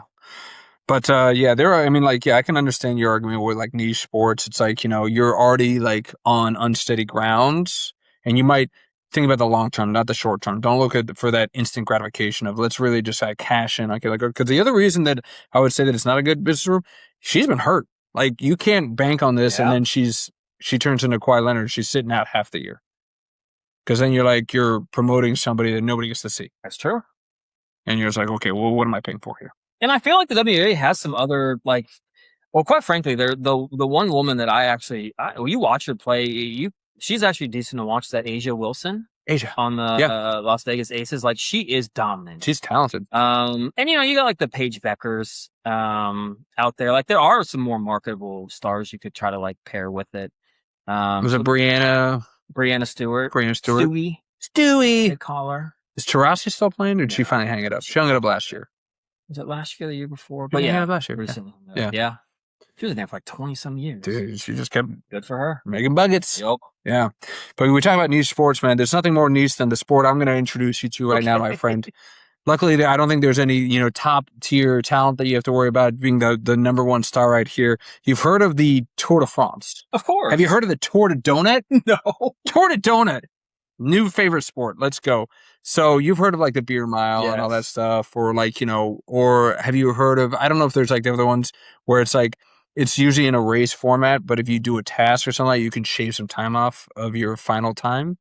It's almost kind of like the biathlon. Kind of. If you get all the shooting done right. Yes, exactly. You can shave some time down. Yeah. Well, the Tour de Donut is kind of like that. It's a 34-mile long bike race with 2 separate stops for participants to stop and eat sweet snacks. Nice. The event's been running since 1989, so it's been around for a while, and it costs about $50 if you want to partake in as a single rider. Tandem, you can drive tandem in the Tour de Donut. Seabear DW. There we go. This is right for them. Donuts, biking, and tandem. Yep. Yeah. Who's in the front? Who's in the back? I think DW has to be in the front. Yeah. Because he can't be trusted. Nope. In the back. But he's steering in the front. It's a loop. I almost think you have to with Seabear because if Dwight's in control of the steering, they're going into bushes every 5 seconds. I wouldn't trust that guy to steer me anywhere. But yeah, no. As the name suggests, the more donuts that you can eat at those stops, the faster your overall time will be. Oh, boy. So each sweet snack will knock 5 minutes off of your time. So every donut that you eat knocks 5 minutes off of this 34-mile long Tour de Donut. There's some strategy. So, yeah, so there's a balance between getting the donuts eaten and then riding your bikes just flat out. Yeah. You're not required to eat any donuts. You can just skip those and just kind of keep grinding. Okay. But like I could inhale me a donut. I think that I could crush that, and I would probably. I don't think one donut, like Sugar Boost. I don't think it's going to slow you down too much. But what would your what if you had 2 stops on a 34-mile long bike race? Each stop you could consume as many donuts as you wanted to. What would be your strategy? It would be no donuts. Would be some donuts. How many donuts would you go for? Do you think? Yeah, because biking you'll go through pretty quick on a 34-mile. So the first stop I might bypass. You're going to bypass the first one? Maybe. Okay. Yes. But then when I get to that last stop, I'd be a little more tired. Body needs it. I think I'd probably try to take down as many as I could. Okay. And then just motor through just just push it. Just push through it. 6 to 8. Okay. Yeah. So the winner of last year's Colin Campbell, he finished with a time of 43 minutes and 44 seconds. With the shave down of consuming 16 donuts. Whoa. He had 16 donuts. Power to him, man. That's a lot. That's 8 per stop. That's a lot of donuts. And here's the other thing. It's if they're it depends on the donut too. Are they jelly filled? Well, yeah, jelly filled cake donuts. If it's the really airy Krispy Kremes, you can do 12. That's true. I was kind of thinking it was more going to be like those. But yeah, if they're thick and they're just really dense, if you ate 16 of those, oh man, it's just a brick in your stomach while you're pedaling. I'm sure it's not completely flat too. I'm sure there's hills and stuff. I would assume so. I feel like you'd have to feel out the terrain. Because if the first stop was right before a big hill, skipping donuts. Yes. I'll get all 16 on the next one. Oh, 16? I challenge accepted. The winner got 16. Think about that. You 16. do all 16 at once? Yes. Oh. Yeah, but all right. Well, see, the thing is, for you though, since you take so long. That's true. I don't know if it's that much of a because I'm the slowest eater of all time. I'm only shaving off actually 2 minutes. You're these are good. What other flavors do we have over here? Ooh, is that raspberry cream? Ooh, I shouldn't, but I will. No. I've worked hard enough. So yeah, I'm biking 34 miles. I earned this sweet treat. That was always the best part when TODD and Will Billy, we would run. I think you ran Fountainhead with us once. Yes, I did. I did. Yeah, once. Yeah, you were not alone in the one time crew. That was a tough trail, but man, after we would do 10 plus miles, and it's very hilly. I mean, 2 Chipotle burritos, no problem. Oh, And it was like, we earned it. Like, the yeah, body is just going to use it for fuel. Like, it needed it. yeah, So, yeah, those donuts, you worked hard enough. yeah. Right, come on. Take down 20. Yeah. Speaking of Chipotle, real quick, we're going to sidebars. Like, I've never seen somebody consume 2 Chipotle burritos faster than 2 Double D. Were you there for that one time? I don't think so. I've seen him do it, though. He just demolished. I was still working halfway through one when he killed 2. Well, that's not a surprise. And then I took it home because I was like, that's so full. I'm so full. I can't eat it right now. I'll save it for later. I did have an eating competition with TOW. I almost did it right there. Sorry. TOWD. Yep. Or like when we were living together, we did a epic eating challenge. The Filet-O-Fish. The Filet-O-Fish, but that was the exclamation point. Oh. And that same day, we went to Ray's Hell Burger in Arlington. Oh, We yeah. had a burger there. We went right next door and had a big bowl of pho. Okay. And then we went to Mickey D's, and I think we had a pyramid of the Filet-O-Fish. Had to have been at least, 15? That was the 20? grossest eating. And the winner that could eat that because she wanted to eat more, you got her a free apple pie from McDonald's. Like, crush that apple pie. Of course you did. Love me some Filet-O-Fish. Oh, could you eat another one? A Filet-O-Fish? Yeah. Yeah. Oh, I'm not fazed by that. It was an enjoyable, as far as eating competitions I've done, that was one of the more enjoyable ones. really? Yeah. Maybe I don't want to challenge you to an eating competition. I'm telling you, man, like if it's an endurance challenge, you're going to lose. If it's a speed challenge, you'll win. Okay. We gotta find one that's like in the middle. Somewhere, yeah. All right. Yeah. We'll find one. Like, cause I'm like a 100-yard sprinter, Okay. and you're kind of like a 3-mile runner. Yeah. I'm a marathon runner. Just look at my Chicago marathon shirt. Going back to the donuts, I got one more thing for Okay. you. So I gotta ask you, what's your go-to donut? Do you have a go-to? Of course. What's your go-to? Vanilla or strawberry frosting Okay. with sprinkles on it. And you are a sprinkle dude. Yeah. You would be a You sprinkle knew I'd dude. say that. Vanilla sprinkles. Weirdo. I've honestly though, I've never gotten into or really been to like the like the around here like the famous like duck donuts. The designer donuts. I've I call them never- designer Yeah, donuts. that's a good term for it. I was Yeah. trying to think of what to call it. Yeah, I've actually never really been to one of those places. Never. I wouldn't know what I'm really missing. So my answer is generic and basic because That's what you get from Dunkin'. Yeah, I've literally only This is eaten everything. Dunkin' Donuts or You should- Krispy Kreme. Dude, just maple bacon's a jam. That's You gotta what do I make a maple bacon. If you've never done maple I bacon, almost don't want to because that's what everyone is gonna say you should do. it is kind of become Dare the to be generic. different. Okay, wow. Oh yeah, vanilla sprinkle. Yeah, that's real different. This is different because nobody's going that plain. But you know what's not plain is the Wait, ML. what's What? yours? Oh, I'm sorry. Maple bacon. I like maple Oh, that's bacon. the one. But one that's the old school favorite, and Jimbo, shout out to you, my friend, because he knows what I'm talking about. The old Entman's bagel donuts that you get at the store Those with the sugary Yeah. crumble little knots on top. That is it. are good. That's the one seed. We do get all the time the Entenmann's. Oh my gosh, what is it? They're like the little donut holes. Yes. Whatever, I forget what the Poplums. Oh, they're called They're Poppums? Poplums. All right. The only thing that sucks about them, opening the box to get to them. You're just thrashing this Dude, thing. I mean, you've got to like pop this corner, maneuver So they're this, called Poppums. fold this up. I'm like, grip it, and just rip the thing off. I want my damn Poplums. I came home. Is it gratification? We bought them when we went grocery store with my wife, and we didn't eat them right away. And then I think I went to work the next day and came home, and the box is all like mangled. And I was like, Did a bear get in here? somebody come in here and eat our Poplums? It's like, what? And I'm like, how many did you have? It's like, I couldn't open the box. It's okay. It's good. It's got to be a frustrating thing. You know, it's like the sweet treat is right there. Right there. You can see it because they got the plastic little, Yep, you see it. the clear plastic. You're like, it's right there. Nice little glaze all over. Yeah. Is there a 24-hour donut shade? Is a Krispy Kreme red light on? You go get some of those things. You remember the Krispy Kreme red light? Yeah.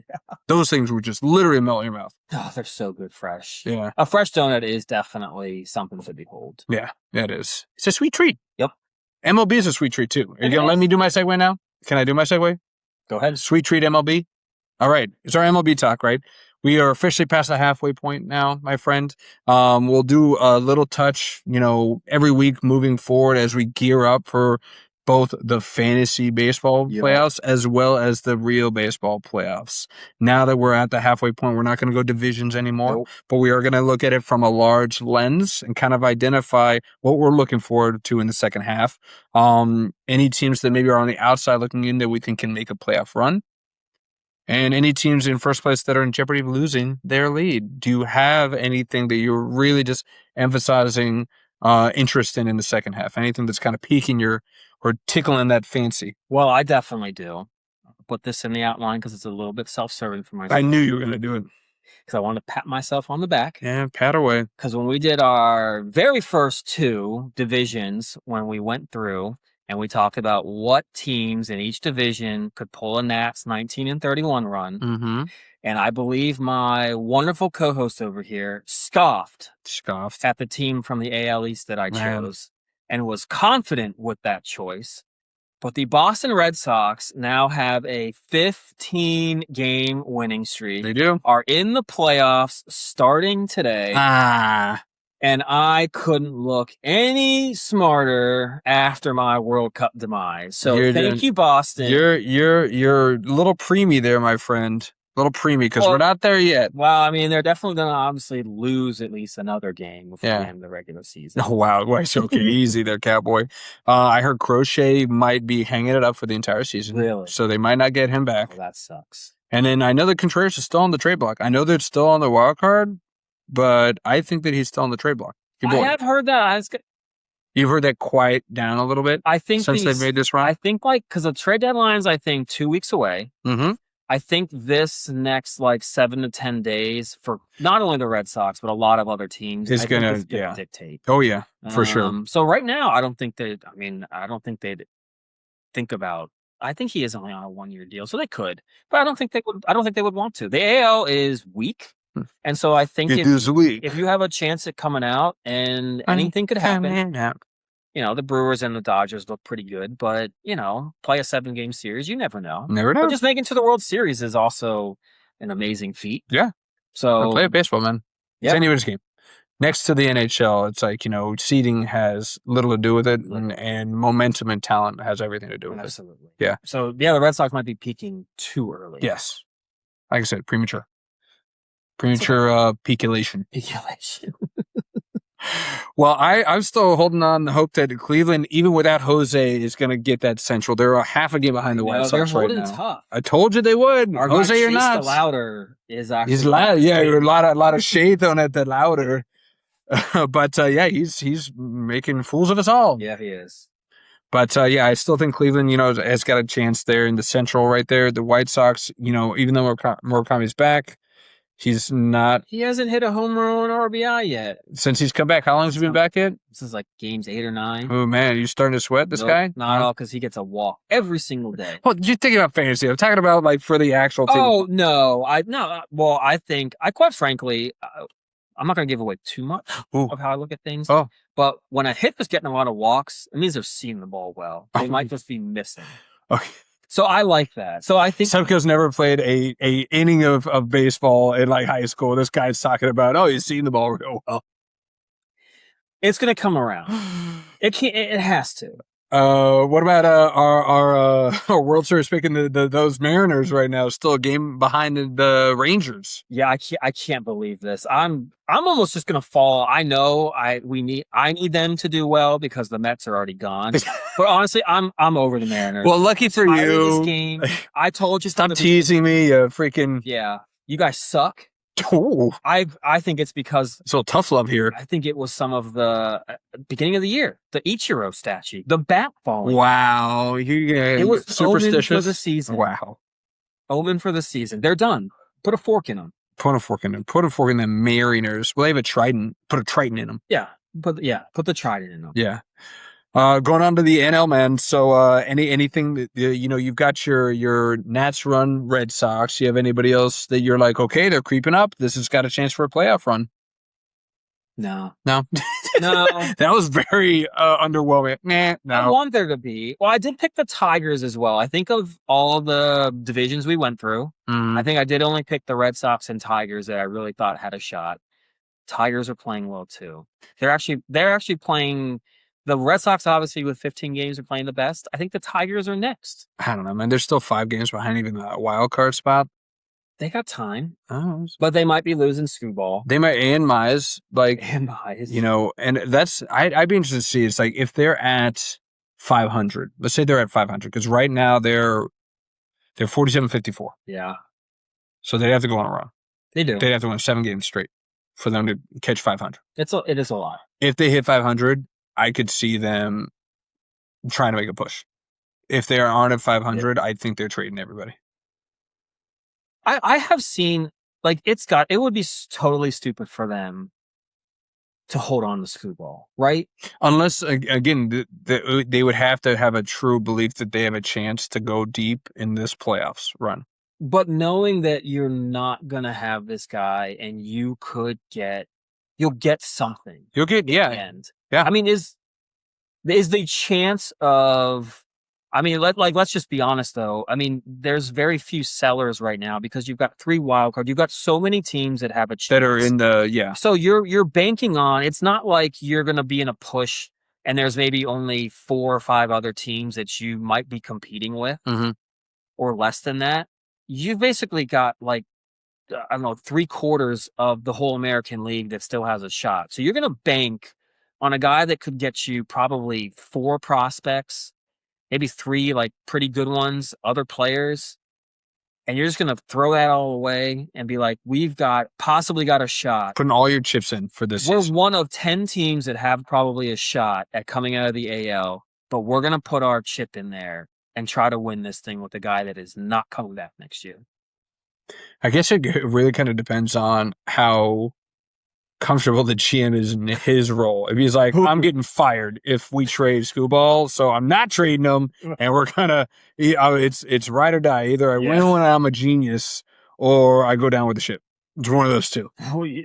That's a good point. Yeah. So it's really how that GM feels about his position right here. Or if the owner says, you better freaking trade him. Well, that's true too. Or you're fired. Then he's like, well, guess we're trading him. It seems like then the owner is not 100% on trading him then. Yeah, I don't think he is. So, okay. Again, but the owner's also probably, ridiculously overconfident that we got a chance to re-sign him. No, you don't.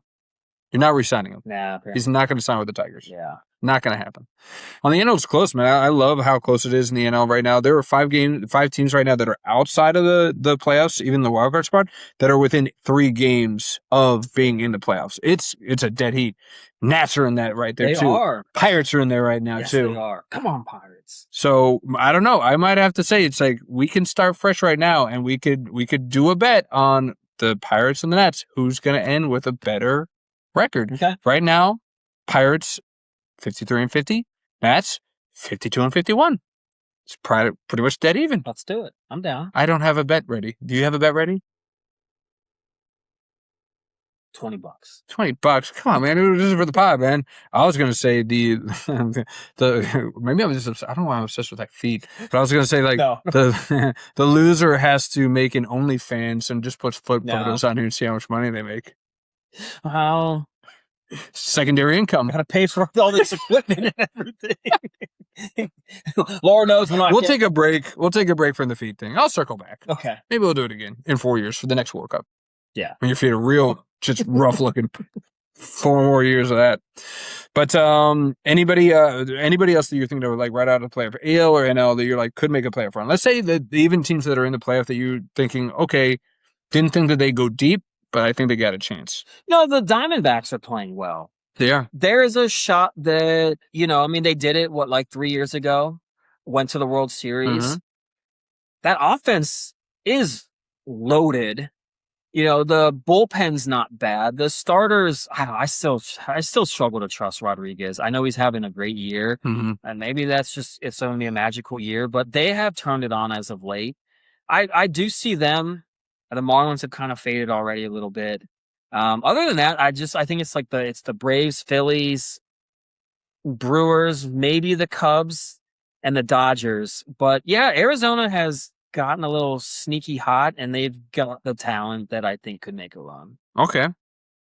Anyone you see coming out of there? I don't know, man. I'm bullish on just like my picks. I'm like,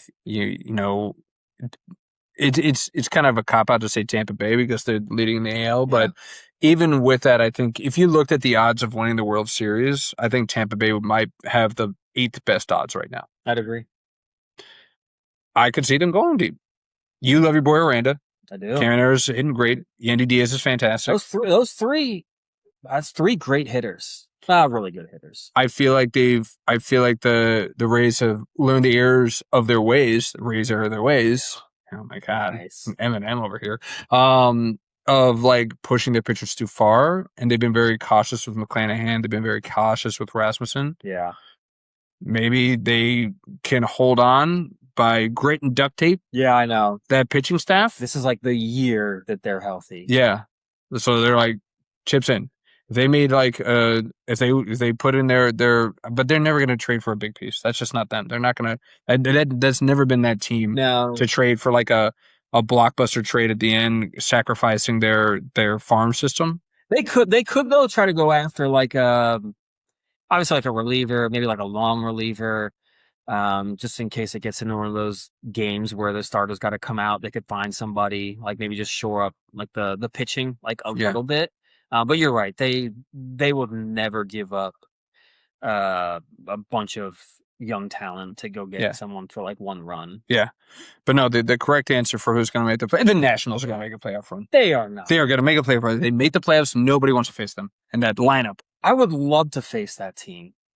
Pitching wins in the postseason by far. Not necessarily. I know they've got Foster Griffin and Cade Cavalli. Cavalli is just killing it for me. It's the Max Scherzer, Steven Strasburg 2.0. Yeah. Cavalli Strasburg because he can't stay healthy, and Strasburg couldn't stay healthy. Just magic happening here. The Nats are just that team that they'd roll in with that offense, and they would lose in 3, averaging 2 runs a game. I see that happening like in yeah, okay. Yeah. All right. I don't know. I think they just got too much firepower. They do have a lot of firepower. You gotta say like the firepower. Firepower. There you go. Yeah, like Step Brothers. Anybody in Jeopardy in first place? Anybody you're afraid it's like you're gonna see them just start to just free fall? The Rangers. I mean, it's not saying much because they're like a half game up. They're half game above 500. I just can't believe they're still there. Seattle, what are you doing? That division is terrible. It's so bad. I mean, the Texas Rangers better make a move or something because I can't see them sustaining it. But I don't know, that division, the winner might be under 500. That's crazy. And the Mariners, I don't get it. Your talent is way too good. What is going on there? They're the Carolina Panthers of the MLB. Yeah, disappointing. And getting into the playoffs with a sub 500 record. Yeah.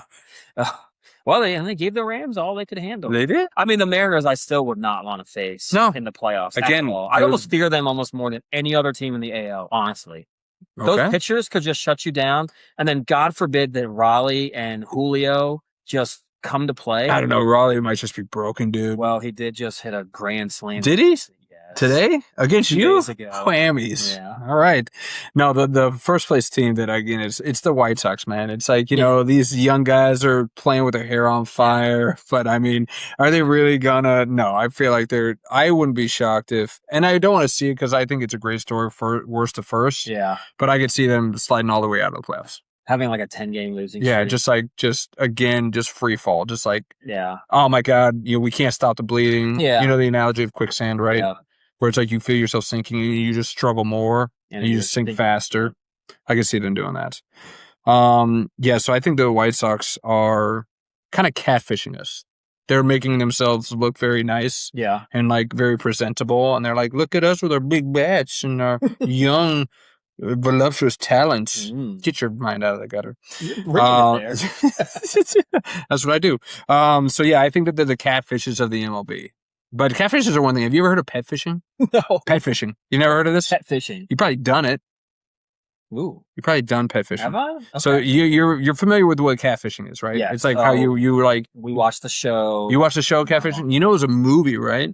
Really? Yeah, it was a movie first before they made it into a show. Interesting. Okay. I think it was it wasn't like a doc. Was it with like the same guy? Yeah. Neve? Yeah. Oh, okay. Neve.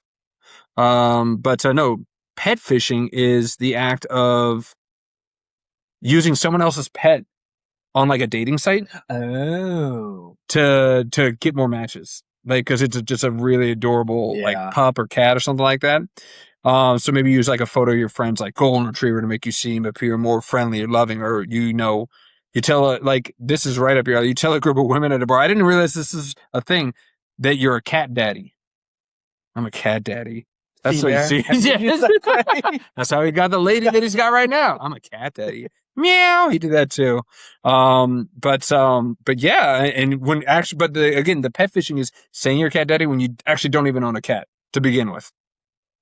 And then again, the deception is that, of course, like people used to do this all the time, but they were at least using their real pets. Yes. I mean, like I got a dog because it helps them with the ladies. But now you're going as far. Like, how long can you have this ruse? You're like, Will Billy, I need to borrow Murphy for like 2 weeks. Yes. I mean, he was a good pet fish pup. I know. I wish I had thought about doing that. I know, I could right? at least be like, well, no, it's my roommates, But we live together. Yeah. Yeah. He's in my house. He's partly mine. Yeah. We have joint custody. I think that's what I wouldn't have done it, because that's where it ends. Because then when the girl is like, oh, like, come back to my house, it's like, oh, I can't wait to see your like dog or cat. And it's like, oh, well, about that. Like either they died or Yeah, you got to get real morbid with it. It's like, oh my God, and I need someone to console me. This really is like what is it? Like you want to always ask for forgiveness rather than permission. Yes. Like you just want to like go on the date and get to talk to them and know them and hope that even though you just lied to them, that they just figure that, oh, it was just a small little thing. It was a little fib, and Yeah. just because they really liked me and they wanted to get to know me. It's like, no, your whole relationship is based on a lie. It's a lie. I don't care if it's a white lie. It's a lie. I'm like, man, I'll go to like the SPCA if I ever get single again and like try to like foster for like just a day, just so I can go home, take the picture. Or, I mean, what if you were like, but then you're not technically lying, right? You're like, oh, that picture, yeah, I foster dogs. That actually sounds. That's the way to go. That's a win-win. Every picture's with like a different dog. Yeah. And it's like, yeah, I foster these dogs. Yeah. Like, some of them are old and it's just giving them a great life. Yeah, but no, you have to have an appealing looking dog. You can't have some mangy thing that you find at the SPCA and be like, this is my dog. They're like, yikes. I want to scatter it with a little bit of both, because I want them to know that even if it's not a good looking dog, I still have the heart to take I think that you're throwing them off. You gotta stick with one pet. I think you gotta have one pet, because then they're gonna be like, wait, hold on, how many dogs does this guy have? Like, what is going on here? It's the first appeal. It's like you get the first dog and you stick with that dog. Foster daddy, cat daddy, foster daddy, be your daddy. No, I feel like this is like, there's a girl version of this, like it's like catfishing kind of, but not really. And they could argue against it. I was like, and it's been a while since like I've never been on these dating apps ever. Really? But if I were, okay. Like, ever? And I've seen them. Okay, no, that's not true. Yes, of course I've been on the dating apps. Long before I met my beautiful wife. Stop trying to get me in trouble. The women's version of this, where it's not like technically catfishing, is when all of their photos are with like the same group of friends. Yes. And you're like, I don't know which one it is. Yes. And you're like, especially the first photo, you're like, because how often are you like, especially if you're, because like the apps, they're like doom scrolling. You're just like, swipe, lap, you're not going to the second, third, fourth photo. So maybe your eye catches on the more attractive, or the one that you find more attractive one, and then you will swipe it. All right, and then you go through, like, son of a, it's not the right one. You got to play like detective. Like you got to read through their profile. They're like, oh, like I'm a soccer player. So you're like, all right, so like which of these girls maybe has like some bigger legs, maybe, or like hair in a ponytail, like rock climbing, so it's like kind of upper body. Yeah, I'm a CrossFitter. So you actually got to go through the profile and be like, oh, you like to read? Who looks like the who's got the library glasses on? Who's got that librarian vibe? Librarian chic. Yeah. No, but that's the same thing. I feel like it's the same thing. You're right. But then they can cop out and be like, well, I was in the picture. I was like, yeah, well. You were like the back corner of the picture. Like in the bushes. Like, that was me in the bushes. You're back into the left. See there. Yeah, back into the. Yeah, you have to be front and center, right? Yeah. Yeah. That's misleading. That was actually one of my. I sucked at the online dating game. Thank God my wife had just guys that were 10 times worse at setting up their profile, or 10 times worse looking than I was, because I mean, I just took like selfies, or yeah, all my pictures were like when I was with people. Yeah. Like they just weren't these just nice, good photos. You know, like I know when Will Billy was on it, I think your wife took a bunch of Yeah. really nice, well done We pictures. I saw those, I was like, damn, that's nice.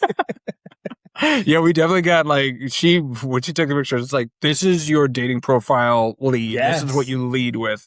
So looking all rugged, out there hiking, Hawaiian sun in the Yeah. I was background. like sitting on like a rock with his leg hanging off like Yeah. like the mountain itself. That wasn't his leg, my friend. Oh, That wasn't his leg. No, it was. That was his leg, I think. yeah, I've got a look, huh? Yeah, I was like, maybe we should start like just doing that professionally. It's like, I'll give you the best dating app possible or picture possible. Oh, yeah, you know that service has to be out there. Oh yeah, it probably is. Yeah. Well, everything's AI now. Like you get, I can't imagine trying to be on these dating apps now because every photo you're like, okay, is this AI? Is there what kind of filters on this thing? Like nothing's Plus, authentic. they Nothing's probably just real. went to ChatGPT and like, give me a dating profile. I like to do a couple of these things, and it just spits it out and they throw it out there. I gotta believe that. What do you think's the percentage of what people actually put the truth to not truth out there is?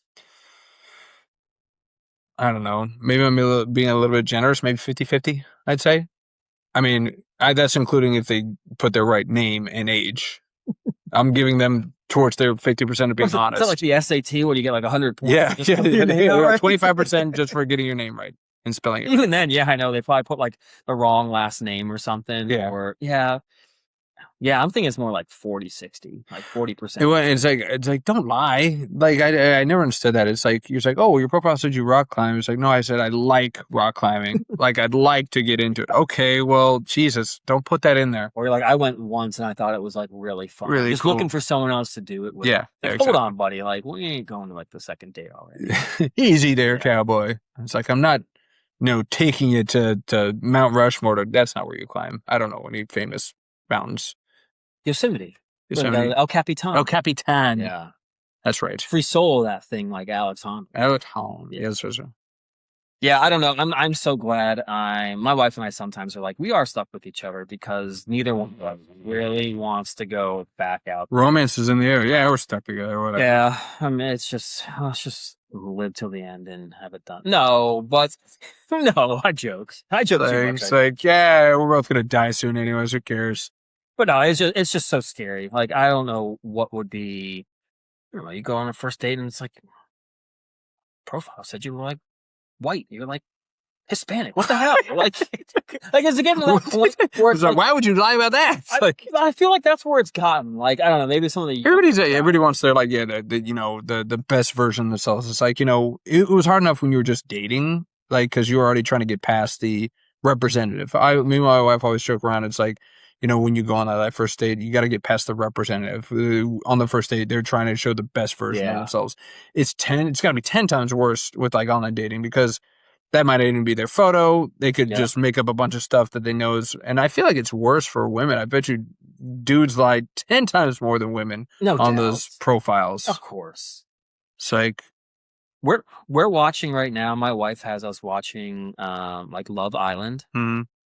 It's like that popular USA network show actually, and I feel bad for the women because I mean they might be better liars than the men are, but the women are like they're like pouring their heart and soul into the relationship, and the guy just sits there like whatever the woman says, she's just like, oh yeah, I'm just really like outgoing, energetic. I love to do this. He's like, yeah, me too, man. Like just repeating, like regurgitating. Yeah, like regurgitating everything, and like my wife's like, oh, he's such a nice guy. I'm like, he is just saying what he has to get to the next, to get to the next level. It's so obvious on our end. Like it's always so funny when they're up there and they've got to do this thing where they kind of like choose who they're going to partner with.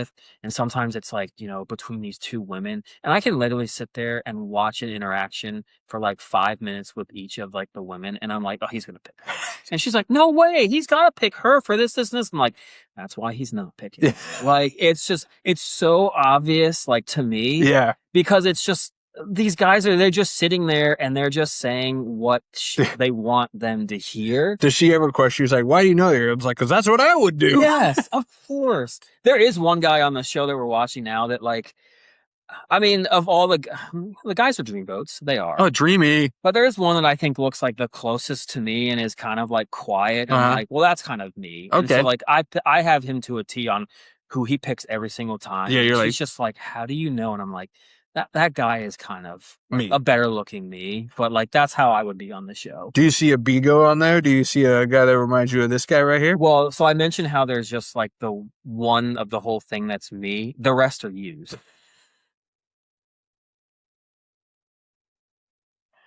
So just crushing it, handsome as ever, getting all them ladies. Say whatever they can. No, there are definitely times where like my wife, if we don't dabble, but when we do or come across that stuff, I was like, oh, he's saying this because of this, and she's like, why do you know that? And I was like, it's a good guess. It's just Like, yeah, when I was a younger man, yes. I mean, that's how I say it too. I'm like, look, because these guys are all In their 20s. Everyone's early 20, Yeah. early like. I don't think any of them are over 30, and it's just that's just the thought process. Yeah. Then, like, so it's just it is what it is. Yeah, you just want to be likable and you want to be agreeable and you don't want to make waves, Yeah, right? yeah. But yeah, no, and it is just funny because it's just some of these like some of the things that goes on. You're just some of these girls. You're just like I couldn't put up with you for more than like 20 minutes. But man, do you look good? Do it for the tail. Yep. Yeah. So if you've never pet fished, we're getting back to the pet fishing. Okay. Never pet fished. I got two follow-up questions. One, out of all our friends, because all of our friends have animals. A lot of our friends have animals. Yeah. Which one would you want to utilize as a pet fishing animal? And then two, if you didn't pet fish, what was the one thing that you'd had in your like dating apps where you were like, this is kind of stretching the truth. Like, I don't really know if this is like true. But I'm going to put it on there because I know people say, oh, okay, that's interesting. I would, without a doubt, Darkness's Yorkie Yeti. I would have the little purse dog. Yep. Yeah. I would use him in every single photo I had. Okay. He is one of the cutest little dogs. He's a cute pup. Yeah. Seaver's going to take offense that you didn't pick one of his. I know. One of his like menagerie of animals in his Dr. Doolittle house. I would love to use a cat, but I feel like some women might look at a guy A little with a cat. effeminate. Yeah. A little effeminate.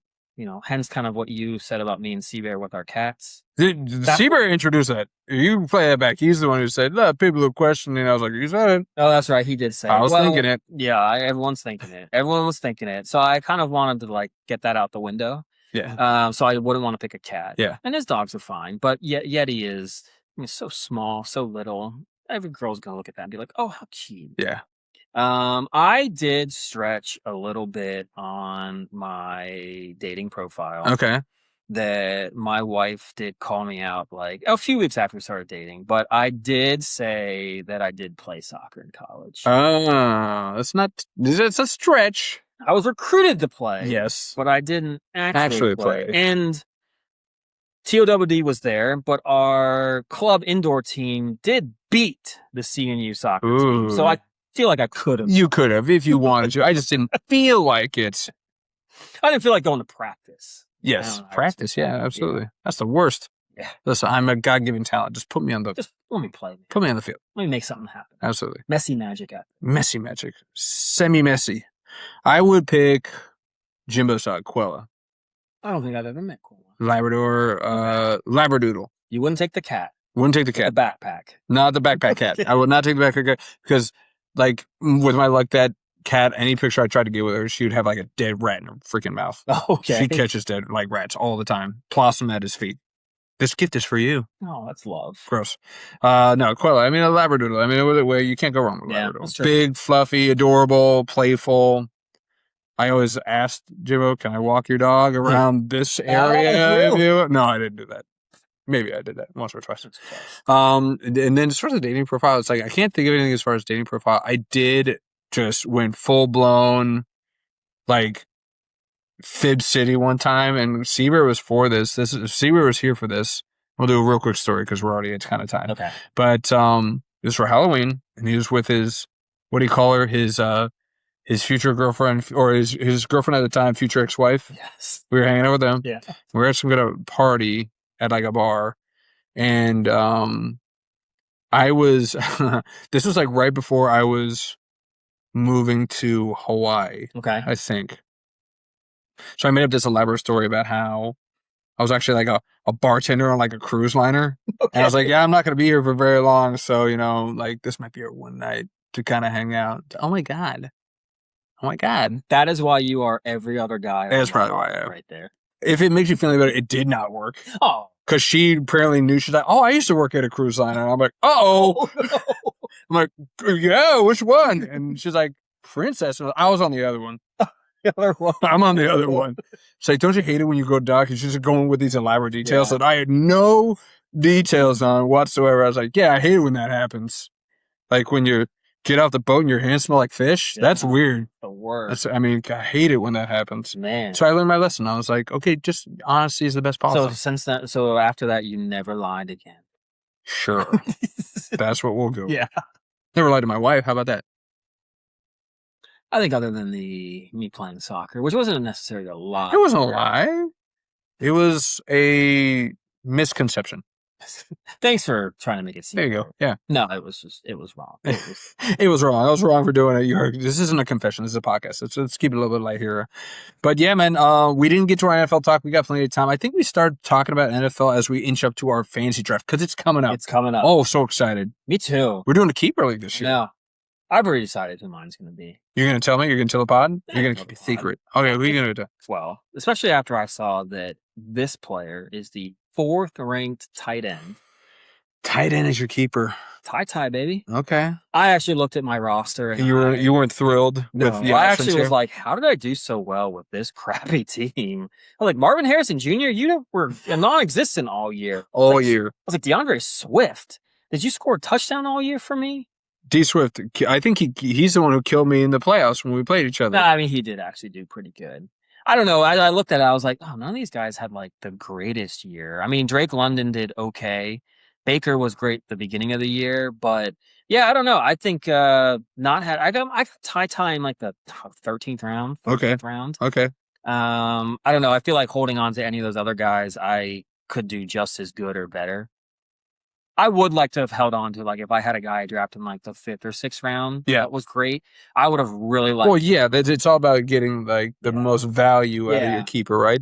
Like and I'm sure our guys are gonna listen to it, and I'm giving you guys free advice here because this is, I think, all of our times doing the first keeper league for football. I've done it in baseball before. Oh, have you? Okay, I've never. Jimbo has done it in baseball before, so I feel like we have a very slight edge. Burr's probably done 1,000,000. 1,000. So yeah, she's gonna just you guys are idiots. But even if it's a freaking Jahmyr Gibbs or a Bijan Robinson, don't keep your first round pick. You know, that's what you told me after I drafted. Oh God, who's the guy in the Raiders? The rookie running back. Oh yeah, Alshon Jeffrey. Yeah.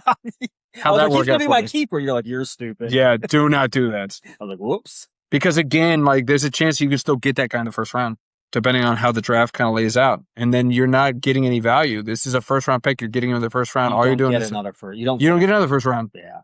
But if you can get a guy that's like in the 6th or 7th that is valued at 3rd round, 4th round, that's your value pick. You're still gonna have a first round pick. Yep. Don't blow your load. So with that being said, I think, and this is a gamble. My keeper's a gamble. Okay. Because I'm thinking of bounce back. I'm thinking new coach, not a great team. Okay. But at a valuable position. Okay. I'm thinking Quinshawn Judkins because I got him in like the 8th round. Oh, okay. So that's what I'm thinking. That's what I'm leaning. The other one is that I did get Achane in the 2nd round, and he's a first round talent. Especially why do we have 14 teams in this league?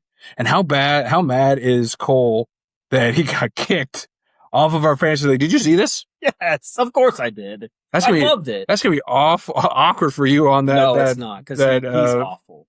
He has no leg to stand on. He literally drafted a hockey team with one goalie and no defenseman.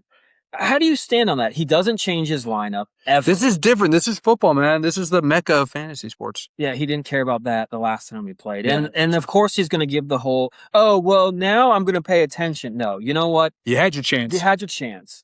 I don't want to see what you do when you know the spotlight's on you. You should have been doing it the whole time. No, unacceptable. Unacceptable. Love lost. No tears. None at all. No tears for old. If you knew Cole, you would easily tell him to his face. I don't know Cole. I know you don't. I don't know Cole. If you did, though. I know him as Cody 2. Isn't he Cody 2? Yeah. You would have no problem. Wait, with you it. know, like, I guess is it okay? Kevin. We're using his real name, but it's like he's a minor player. Does he still have rookie status? Is he still getting rookie I status? think he has lifetime rookie. That's crazy. Crazy. I feel for you, Cole, man. I don't know you that well. You seem like a stand-up guy. I met him like once. He's okay. Did I tell you I met him at Will Billy's birthday like last year? Oh, I think Sauntered up to me. He's like, "So you're Brandon?" I was like, "Yes, I'm Brandon. I'm a founding member of this squad. Come correct." But yeah, I think I'm gonna go Quinshawn or A-Chain. I don't know. I'm keeping it loose. Keeping it loose. Yeah, A-Chain's a tough one. Because he's on a crap team. I know. He's the only person there, so you know he's going to get his fair share, but you also know every defense is going to just key on I thought him. that was going to be the same thing that happened with Alshon Jeffrey. And he did have some really good games, but then he had some really, really bad ones. Yeah, the bad definitely outweighed the good. Yeah. Let's kind of be honest here. I'm trying to look at the draft results. Do you know your team? I can give you kind of a quick round from I don't last know year. what rounds I got them in. I was trying to figure that out. I was talking with DW earlier. He says you could find it on like the desktop. I'm looking at it. What was your team name? What was it? Brandon Gordon from Fairfax. I was using your How name did I for forget luck, that? and it worked. Oh God, yeah, it did work. Yeah, you do love your boy Ty. So you got him. You're gonna keep him at the 10th. That's not a bad pick. No, Good value add. Okay. Yeah, you're not banking on the Cam Scattaboo bounce back in round 9. Oh, I forgot about that. Yeah, Cam Scattaboo. Oh, that's a possibility there. Yeah, but your top 4 poopy. I know. Poopy. I don't know how, I think I'm just actually like that good of a manager that I can take a team like that and turn them into Gold, finalists. Jerry, gold. Yeah, I got Quinshawn in the 10th round. That's my keeper. 10th round Quinshawn could be my RB2. Could be. That's it. You heard it here, folks. Okay. Cross them off your draft boards. So both are 10th round picks. There you go. Man, great value. We did well in the later rounds. Yes, we did. I can predict. Maybe we do this in the next round. I can go through each run and I can try and predict their keeper. I'm good at this. Let's do one. Let's do a teaser with one guy's team. Okay. Who do you want me to pick? Pick a player. Pick a team. Darkness. I don't even know what Darkness' team name was. Darkzilla, maybe? Scary Terry? Terry, okay. Yeah. All right. He drafted Joe Burrow, but he dropped him. So the rules of keeper leagues, in the past at least, is that you can only keep people that were on your team at the end of the year. Agreed. Yeah. Why would you be able to get a guy back that you dropped? Yeah. So that's the other thing. It's like I can't tell who he dropped in the past. But this one's a tough one. Darkness has got his work cut out for him. My goodness. Glad we did this one. No. He'll probably take Matt Stafford in round 12. That's going to be his keeper. Matt Stafford. Who else does he have? Bucky Irving in the 2nd. Oh, yikes. Garrett Wilson in the 3rd. This turned out we were trying to help him. Now we're going to trash his team. Like, he could, I guess, go with a bounce back with Terry in the 4th, but he could probably get Terry in the 5th. Or 6th. Yeah. He's only a year older. Year slow. Okay, he'll either go Matt Stafford at 12, which I think is the best value, especially when our league has, in the last 2 years, have been prone to draft quarterbacks way ahead of schedule. He gets one of the best with still Devontae and Puka. Yeah. I think that's the go-to there. The only other one that I could make the argument is George Pickens in the 5th. Yeah, but he's a Cowboy. I don't think he'd do that. I don't think he would either. Who do you have in like the 6th, 7th, and 8th? Let's see this. Dude, he had Brian Robinson for Atlanta. Brian Robinson, the running back. Brian Robinson? Brian Robinson. I did not stutter. Not Bijan. No, Brian. Did you think it was Bijan, Dark? Well, yeah, it's like, what a steal. I got him in the 6th round. And he got Evan Ingram in the 7th round. That's a punt. And then he picked TJ Watt in the 8th. You don't pick an IDP before like the 15th round. What are you doing, man? I really didn't mean for this to happen, Darkness. I was just picking a name because you're Yorkie. He has no choice. If he has any sense, he's taking.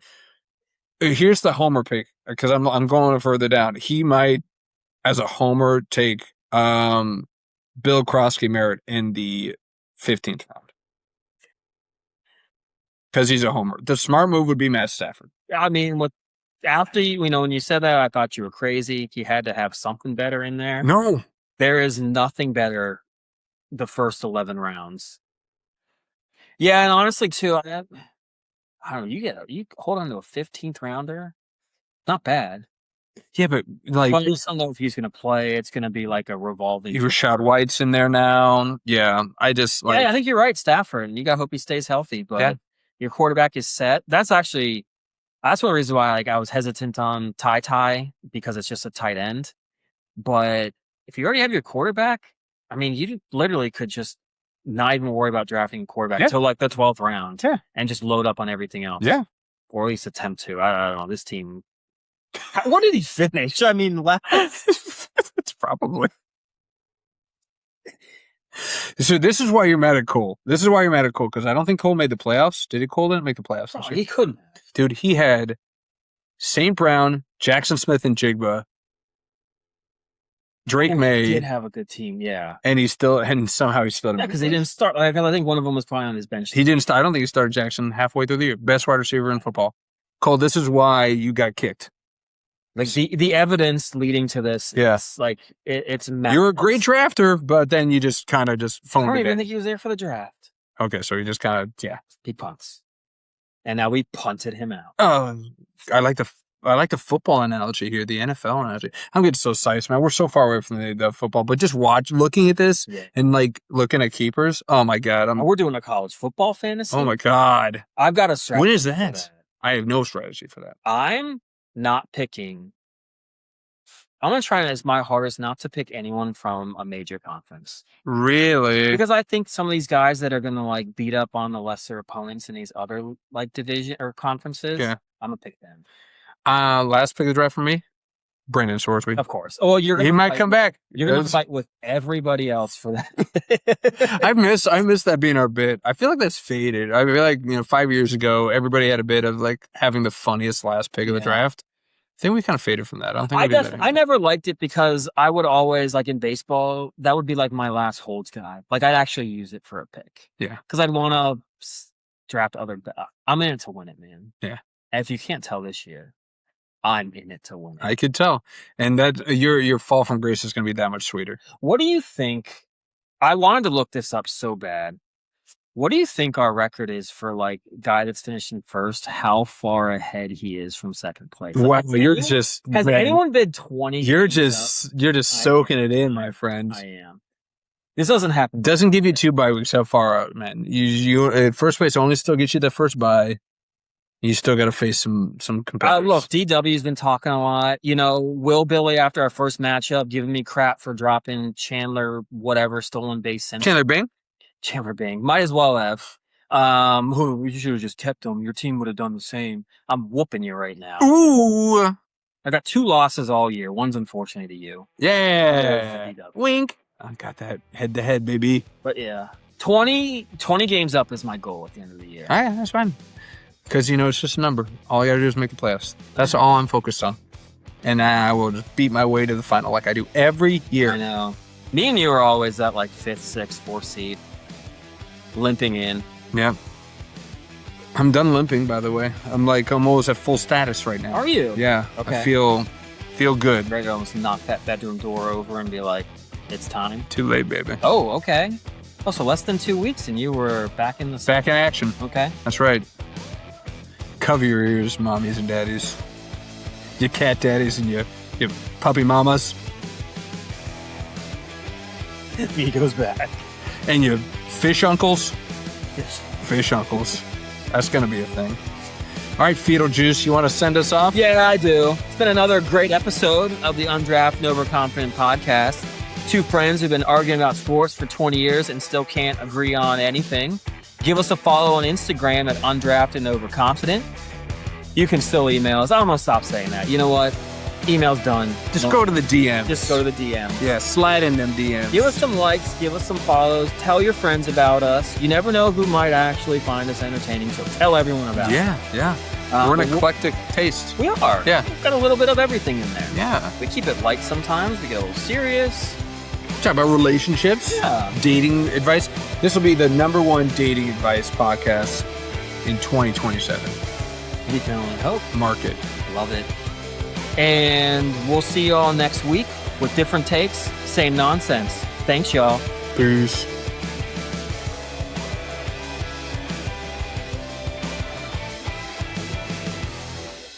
What can I know?